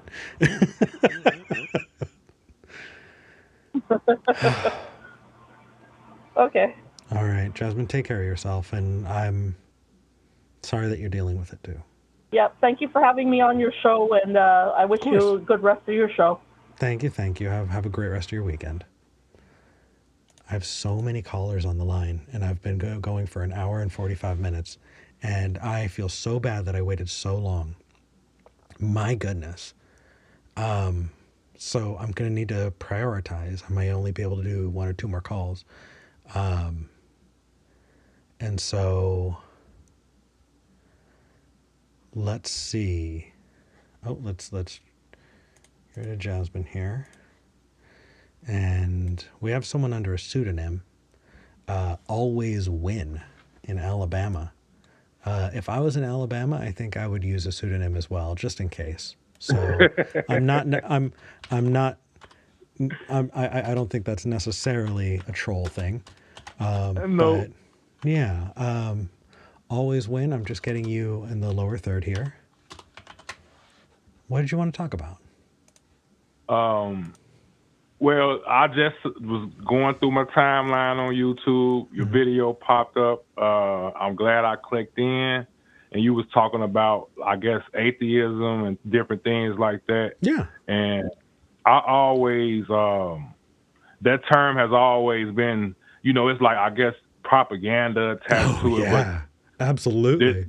You feel me? Yeah. So I got to tell you, being like, as a kid, I remember, I don't know how old I was, but I was with my mom at church, and there was an atheist that was there. And I was like, that's an atheist. And I remember looking for physical details that might distinguish them. Like, do they smell different? Like, is their skin ashy or scaly? Like, do they smell like hellfire? Like, is there some indicator that they're in league with the devil? Like, I really looked. I really thought there might be a physical indication that they weren't really human. So I absolutely feel you on that. Yeah, and it's just like the conversation y'all having today, and it kind of made me relate when you use the term skeptic.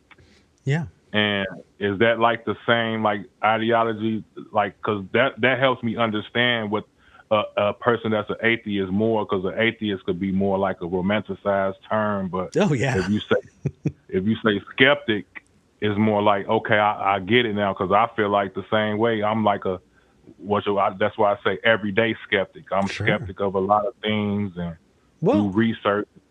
Hmm. I ish. Let me see. So the difference here is skepticism is pretty simple, right? If you go back to like the history of it,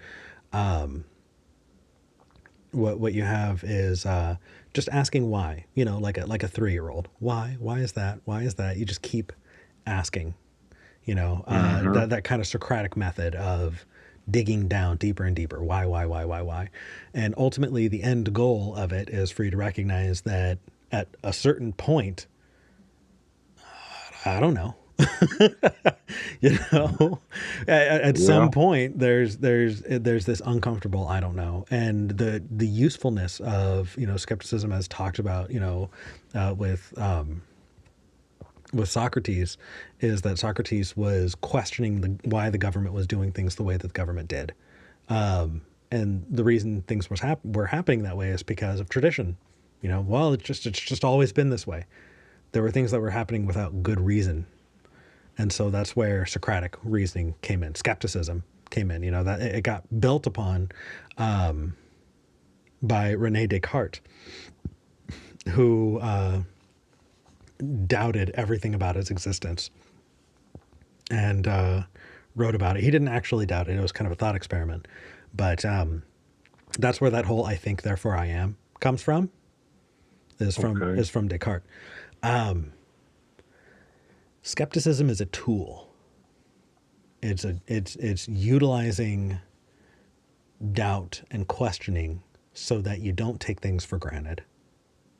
But skepticism is not a way that you can live your life. It's just a tool.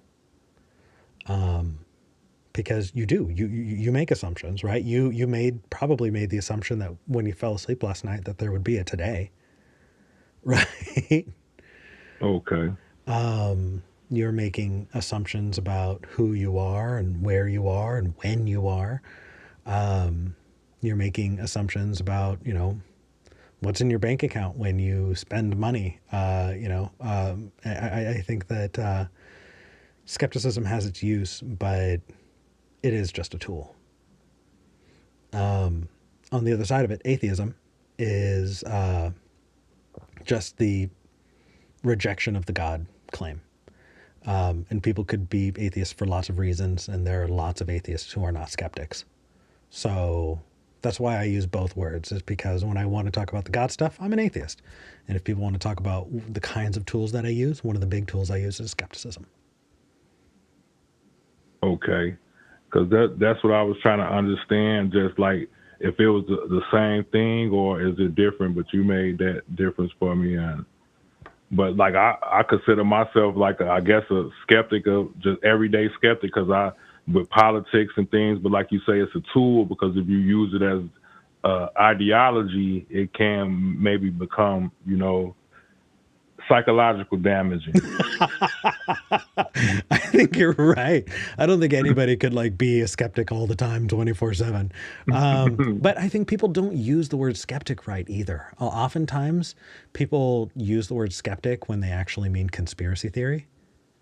And so I got to be careful of that as well. One of the big tools that I have in my mind is, does this make me feel better about my pre-existing opinion? Because if it does, I need to be worried that I'm just looking for things to back me up. You know what I mean? Mm-hmm. Because if somebody, let's say somebody's a flat earther, if they're only cherry picking studies that make themselves look good and they're ignoring everything else, I don't think they're really being skeptics. Yeah, that's true. And that's like with my things that I think about and have views on, I try to do the research and just see the whole scope of it all, because that's where you're going to find, you can make a judgment based off the full research. Absolutely. Absolutely. It is a good tool though. So did that help? Kind of drawing those differences though? It did. But I would say skepticism, it would be probably like if you look at atheism, not from a religious aspect, like God is just asking questions, it's asking the why. And maybe that's why an atheist person came to that conclusion, based off their skepticism of, the theology. Yeah, I for me personally, it was why questions, but the funny thing is it wasn't why, does God exist or not? It was just like I believed in God, but I wanted to know why bad things happen to good people. Okay. Or I wanted to know, I think I was way young when I was just like, okay, you have Adam and Eve and you have like Cain and Abel, but like was it incest after that? The same with like Noah's Ark, like was there just like a lot of incest going on? I didn't think it was not true. I just like wanted to know. And over time those questions just kind of stacked up.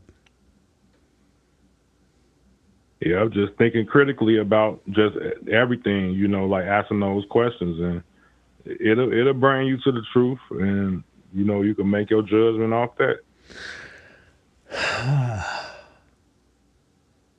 Maybe.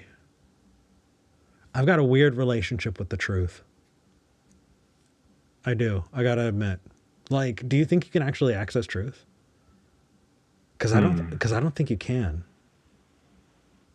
I think Go ahead. I'm sorry. I didn't mean to interrupt. No, I was just saying it's based on your perspective. I guess what that truth means to you.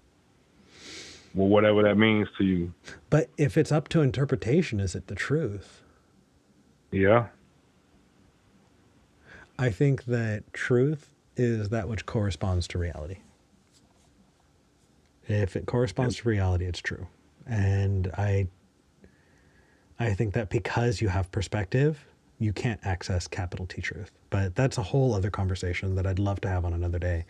But is there anything pertinent to the call today that you wanted to ask about or talk about, or you feeling pretty good? I'm good, but I know y'all was talking about like terms like race. I wanted to get your perspective or the chest perspective on. I think terms like racism and things like that are like romanticized terms. People use like white supremacy. These terms are romanticized, and it's really just self-interest for a specific group. And, that's like a survival tactic. Anybody would do that. I don't do that. So I don't think anybody. But, well, yeah, I feel you. But I think that racism is bigotry based on race. And even those constructs, they was probably created for self-interest. It's just like it's a corporation. They say this country is a corporation, is ran like a business. So if you think about it in those aspects, it's about self-interest. Anybody who open up a business, that's their goal. They want profit. No, actually, no. The founding of this country was based on a lot of Enlightenment principles of, so if you look at like Locke and Rousseau, there was a lot about the rights of people and the relationship they have with each other and their government, the individual, and how we should be treating individuals, and it was not tied into government that way. I think that people associate corporations and government, especially nowadays, but that's not how it always was. No, I agree with you. Like those core values are coming back in the people, and I see it because I speak a lot about community economics, and it's coming back to that, and I see it. But like as a current modern times, like they running it like it's a business, and you can see it. The people could feel it. Yeah, and it's deeply dehumanizing, and I hope that we move away from it because it's not always been that way, and it doesn't need to keep being that way. I think, That's a fact. yeah, running things like a corporation is a good excuse to be a shitty human. Yeah. Yeah. But I commend y'all, and I'm definitely gonna stay. I'm subscribed, staying tuned in, and Well, thank appreciate you. I appreciate you. Thank you. And hopefully I can call in some other time. But yeah, like I'm here to learn and share opinions, and we're gonna hear each other out. I love keep that. it going. I love that. Well, I hope to see you active in the Discord as well. If you haven't checked it out, the link is in the description for the video. Okay, appreciate you. Take care. All right. All right, I've got 2 more calls, and the show's going to run long. I know I try not to go over 2 hours, but I have people who have been waiting for an hour and a half. Amanda in New Jersey, you absolute saint, waiting an hour and a half to call. I sincerely appreciate you. How are you doing today? Good. How are you? I am so surprised. I was worried about callers, and all of a sudden I refreshed and I've got 10 million calls. I'm very excited about it. But you wanted to talk about hard conversations, and I'm here. Talk to me. What's up? Oh God, it's even harder to talk about right now because I'm just reading about the abortion bans going on right now. Yeah. So.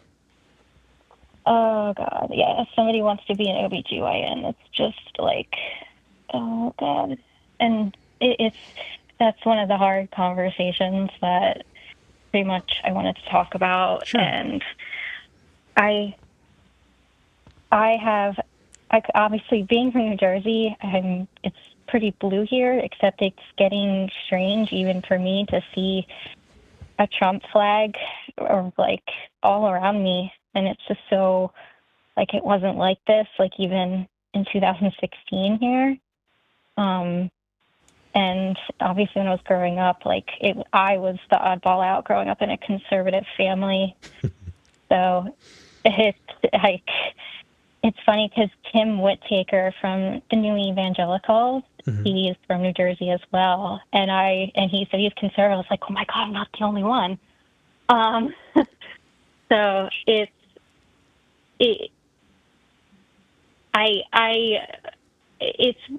coming from somebody who has now watched.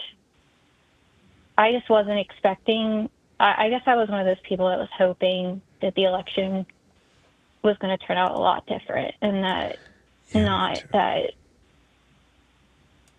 Trump was going to get in. Yes. And talking to my family, like even the week before, like especially when you see a human-sized cutout of Trump in the family room, in my family room. And my grandparents have it wasn't like this. Once Trump started coming into office, I went from my grandparents' house who had a horde of crucifixions and Mary all over the place to now anti-abortion stuff all over their house to Trump pictures. Yeah. And it wasn't like this with President Bush. And I'm like, where did this flip come in where we praise somebody like a god? And I thought we follow the commandments that that's the old Christian coming out of me, I guess. But yeah, it's fascism. This is how it happens. This is but I'm going to give you some real bad news here. I'm sorry. I know, on top of other bad news, but ultimately, hard conversations only happen between people who are ready and want to have those hard conversations. If there's only one side having that hard conversation, it's not a conversation. I I guess because like I just appreciate what you do so much because it took a cis white man falling in love with me and me with him to realize that he was for my rights and to talk to me, and his continue to talk to me, never talk down to me, like, and say like, you know, they just want rights like for their own body, like. And now, like, I'm on that side of the fence to come from, like, a conservative family. It's like, how did I get here? So, like, because somebody talked to me. Somebody kept talking to me and continued that pursuit. And it's like, I have a hard time doing that because I just get so emotional with people. Like, I started getting, like, when two people with prostates start talking about my uterus and what goes on in it, I start getting angry, and it comes from somebody who was once pro-life. And and between two people that don't really. I come from a family of medical workers too. Like, I don't come from like an uneducated family. I come from people that have bachelor's degrees in ultrasound and nursing, and they're pro-life. And I'm like, how do you look on that ultrasound and say, like, I get that there's a heartbeat, but at the same time, you're also looking so hard at that ultrasound. Well, and also pro-life is a misnomer. It's just a word that got shopped around and pitched, but it's not pro-life. It's pro-fetus. You know, but I'll tell you that this is a conversation. These kinds of conversations are not ones that I have with my family very often, partially because they avoid me like the plague. Based on, you know, what I do. But also, I get really heated when it comes to family in particular. It's very difficult. It's very emotionally taxing. I would say, it's easier for me because I don't have the emotional investment in callers that people have with their own family members. And so I think you deserve to give yourself some grace and, you know, a little more compassion there, because it is incredibly difficult. It's an entirely different thing when you're dealing with family. It really is. And I'm not exempt from that. Yeah. Yeah.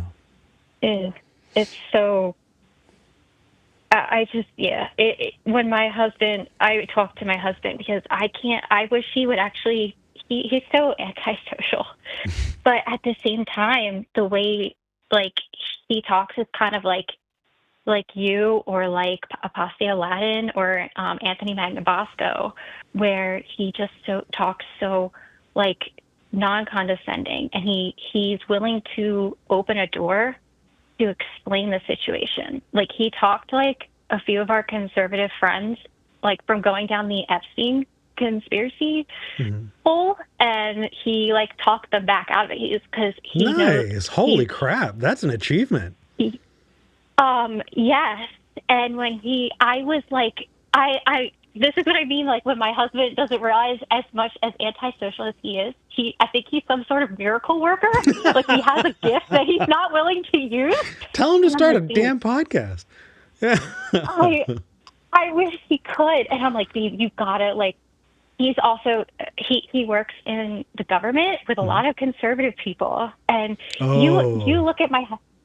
Yes, you would not think my husband, you would think he was one of them, and he's not. He's completely liberal. And he's like very big guy, like broad and like very, like bald head and full beard, like looks like a lumberjack, 6'4", and can shoot a gun. Like you would think that he's very conservative, and he is the most liberal secret teddy bear of all people, but he will tell you to fuck off at the same time. So, like, but he's so good at talking to people, and I never realized this until I reflected on our conversations about when I was down those transphobic rabbit holes. Yeah. And he began to make me question things and look at myself. And I wish I could see more atheists talking to and trying to team up with people like the new evangelicals, from what I can see with Tim, is that he's super progressive Christian. Mm-hmm. And that's somebody that I think we really should be allies with. Like, he's so for trans rights and abortion rights, but he speaks in the name of Christianity. And one of the big things that really helped me was when the call came in from inside the house, and I began to question my own Christianity when I went to a small like Catholic university that taught theology differently than I was ever taught it. And I was. Oh, go ahead. All I was say was like, what was even stranger is like, I knew they were like telling me like they taught that like Genesis was mythological to them, and like certain things I asked about Revelations, he's like, well, that was just the foretelling of the fall of Rome. Well, then I started watching atheist stuff, and they were saying the same thing, and like pretty much aligning with what my university was saying. I was like, what's happening? Like, these are aligning. Absolutely. And then you get into like, if you watch Religion for Breakfast, if you haven't, I've heard of that. Check it out. I've heard of it. I should. Like actual archaeologists talking about what is actually there. Like, it's wild. It's wild. So first I got to, if I don't, I'll be remiss if I don't say, Amanda, you are so in love. The way you talk about your husband is adorable. Like, I don't mean to be condescending. I'm not trying to be, but like, that is lovely. That is lovely. Yeah. Hearing somebody as in love as you obviously are is really sweet. You wouldn't think it when we talk to each other, because we call each other bitch and dick all the time. But but when you talk, talking about each other, I think that's really sweet. But I don't, and I don't mean to take away from the topic. I just an observation the way you're talking about that. I've heard about the new evangelicals. I've seen some of their stuff. I feel like I have a bit of a flag that there was some like drama a while back that may be the reason why I haven't really reached out or interacted there. It might be the wrong people. I got to think about it, but I have heard about them. And if that's been a resource for you, then I think that's wonderful. I think that anytime I hear the remote semblance of drama in my head, I just turn and walk the other way. And so I think that might inform why I haven't interacted in that direction. But it might not be them. I think I might need to revisit that. But if they've been a great resource for you, then that's amazing. I love that. Yeah, like I hope, I mean, I think when we, like you said, when we think of like drama and stuff like that, I think we have to remember, like, where is there not drama? I work in a hospital and I work on med surg floor. It's nothing but drama. So I just, I just try to take the good pieces as much as I can, unless, it's something really bad. Yeah. Like, it's like certain big people and big organizations doing very horrible things to try to be nice here with Twitch. Don't cancel him. Thank you. Appreciate it. Just saying, game. That's what Ray Narvaez does all the time. But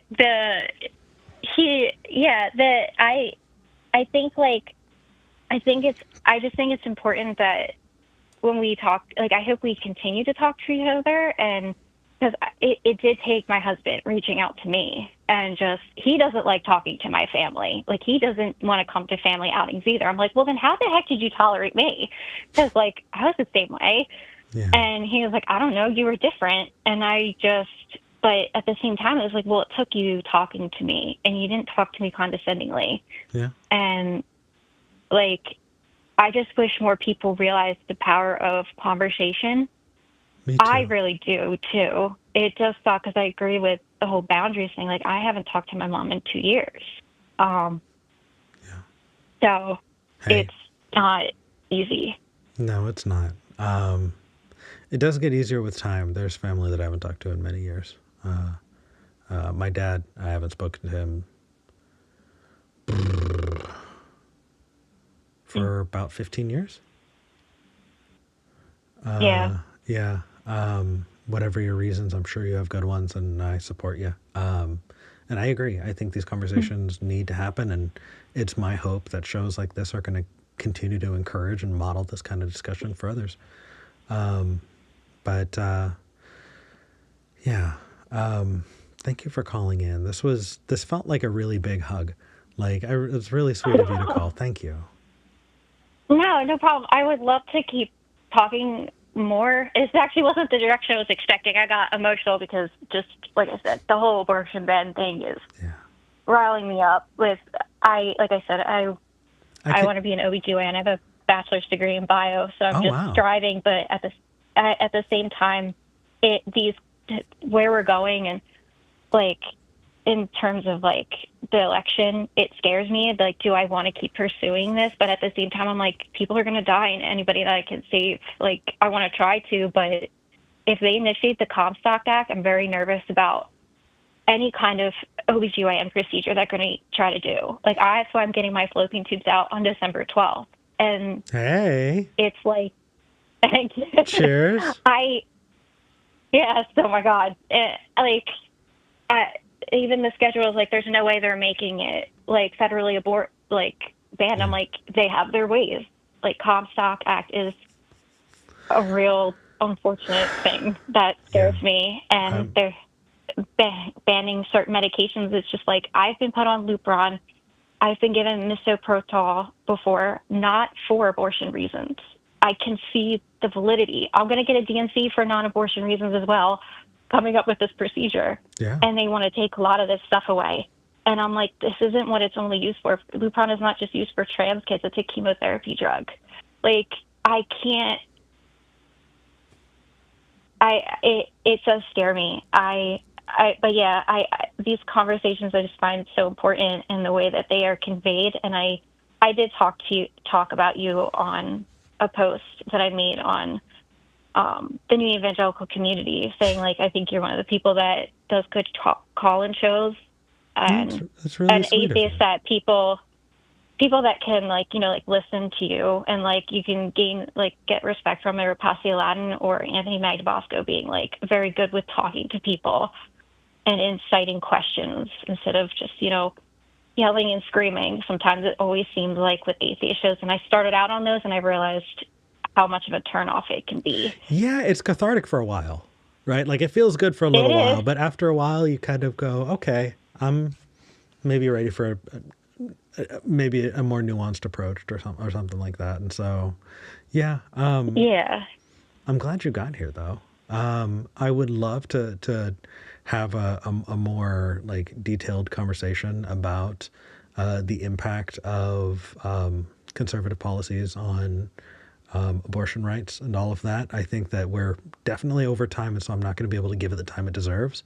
But please feel free to call back in, and I'd love to pick up and talk more about it. I can definitely vent to you about that. As long as we can dialogue about it. That's the important thing. As long as we can pass the ball back and forth and have a conversation about it, then I'm good. I would love to hear anything that I might not know, to be honest. I want to know more because I'm obviously coming from the blue side of things, even though I am looking at red states. But I would love to hear your perspective as well. I'm coming from the blue side of things too. And oh, true. Okay, I forgot you moved. No.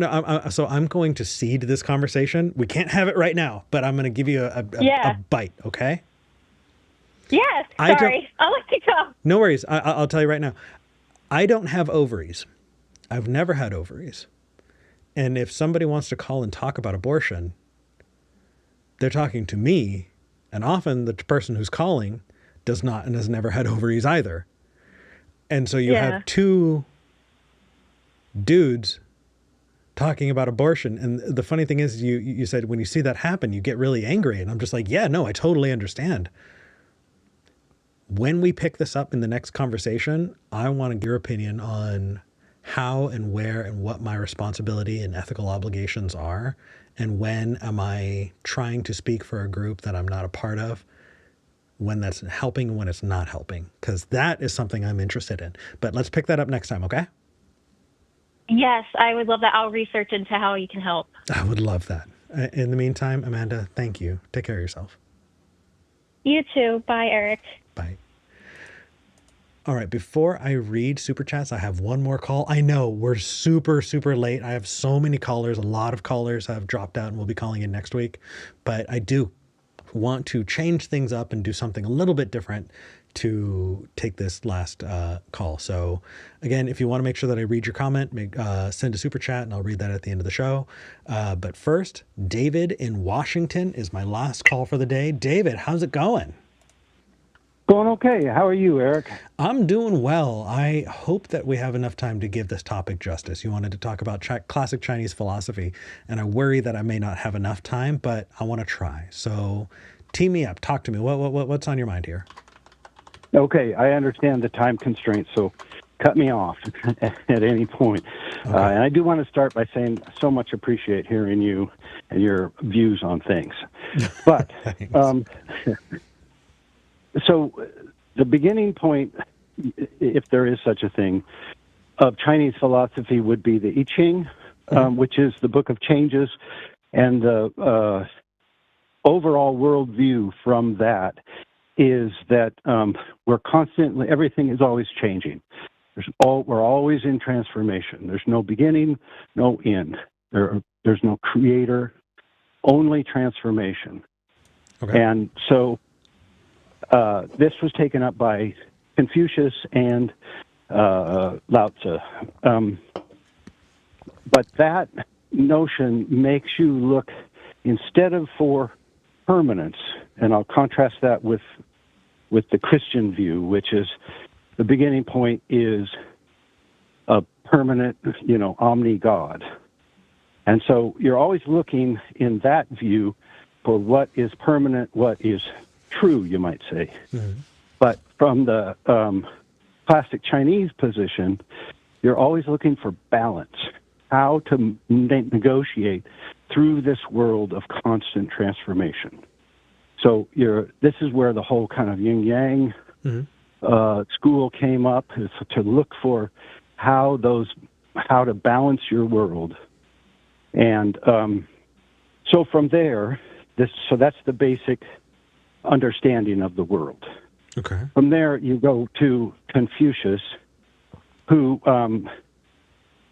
I think he has there's something to say for our time. With a lot. David, go ahead. just so that I'm processing this well,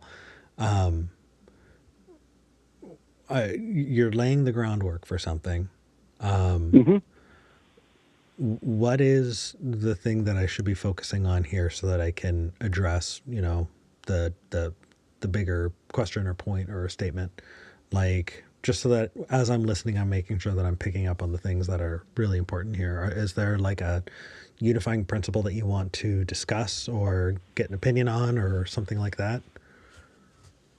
Well, I do feel like, I guess the unifying opinion would be that I feel like Western culture has come to a place where we really need to rethink our stories about who we are and why we are. And I think there's something to be learned from the classic Chinese perspective. And it's also very, very important because of they're such a huge powerhouse, and the Chinese are, obviously controversial. But so I think it's worth knowing more about where they come from in order to sort of align ourselves in the world.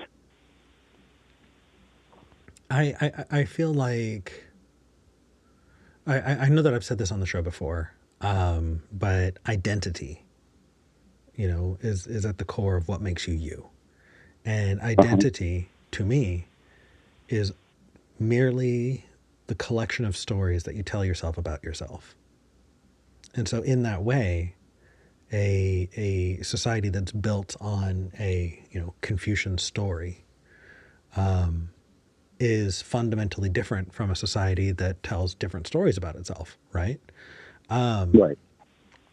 I think that idealistically, I would love to see any difference of stories, something, Sure. something to break up this kind of hegemonic,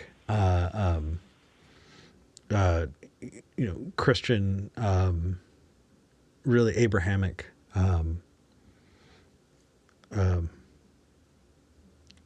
grasp on Western society.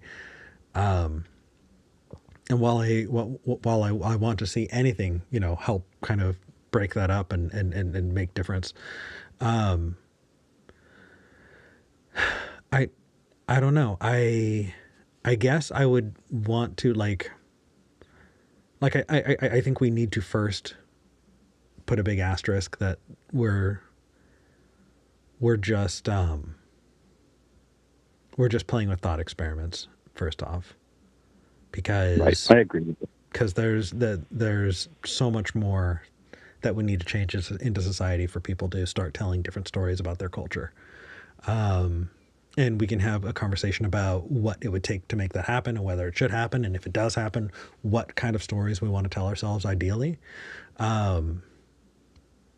And I don't know. I feel like there are a lot of conversations that I can have about, Eastern philosophies.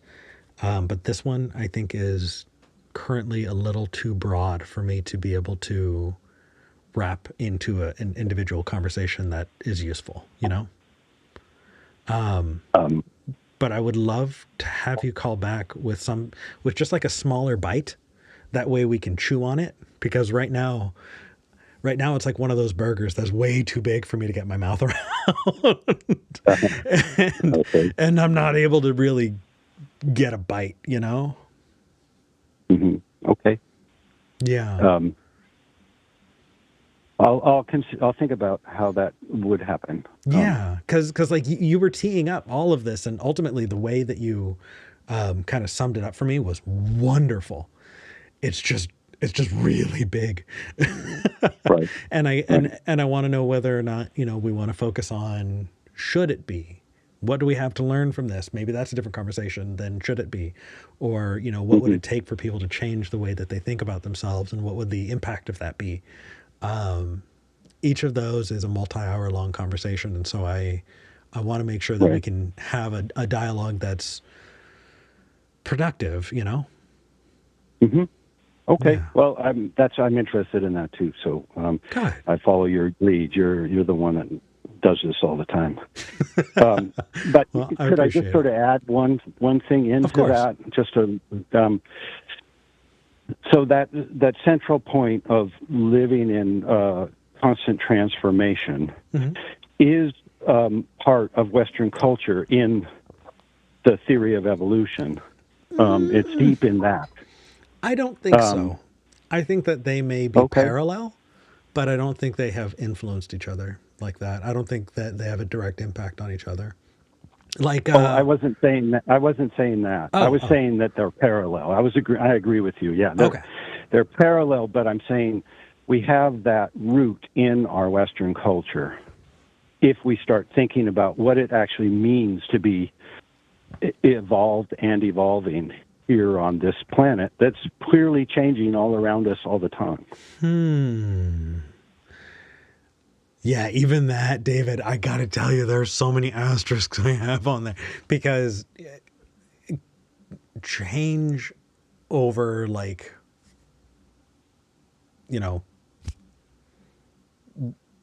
huge amounts of time, as a way to adapt to your surroundings, biologically, generation after generation. If we ever move that to a social ought, that becomes social Darwinism, which very quickly becomes, oh, help me. What's the word that I'm looking for? Eugenics.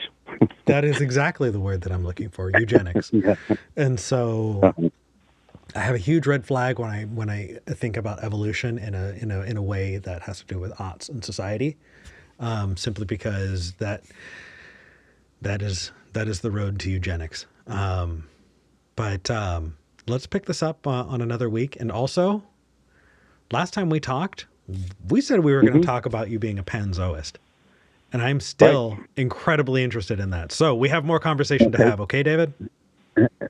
Okay. Well, I'll try to, I mean, obviously there's a lot more to say, but I'll try to winnow it down to something that's a little bit easier to take in this context. So thanks for talking with me, Eric. Thank you. I always happy to talk about pragmatic panzoism.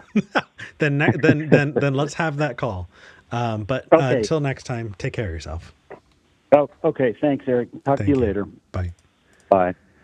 I know we went super over time, and I sincerely appreciate it. A lot goes into making the show happen. If you like the show and you want to support it, consider going to patreon.com/skepticgeneration. That's patreon.com/skepticgeneration, where it's slow and it's small and it's building up, and the show's just now being able to pay for itself, which is wonderful.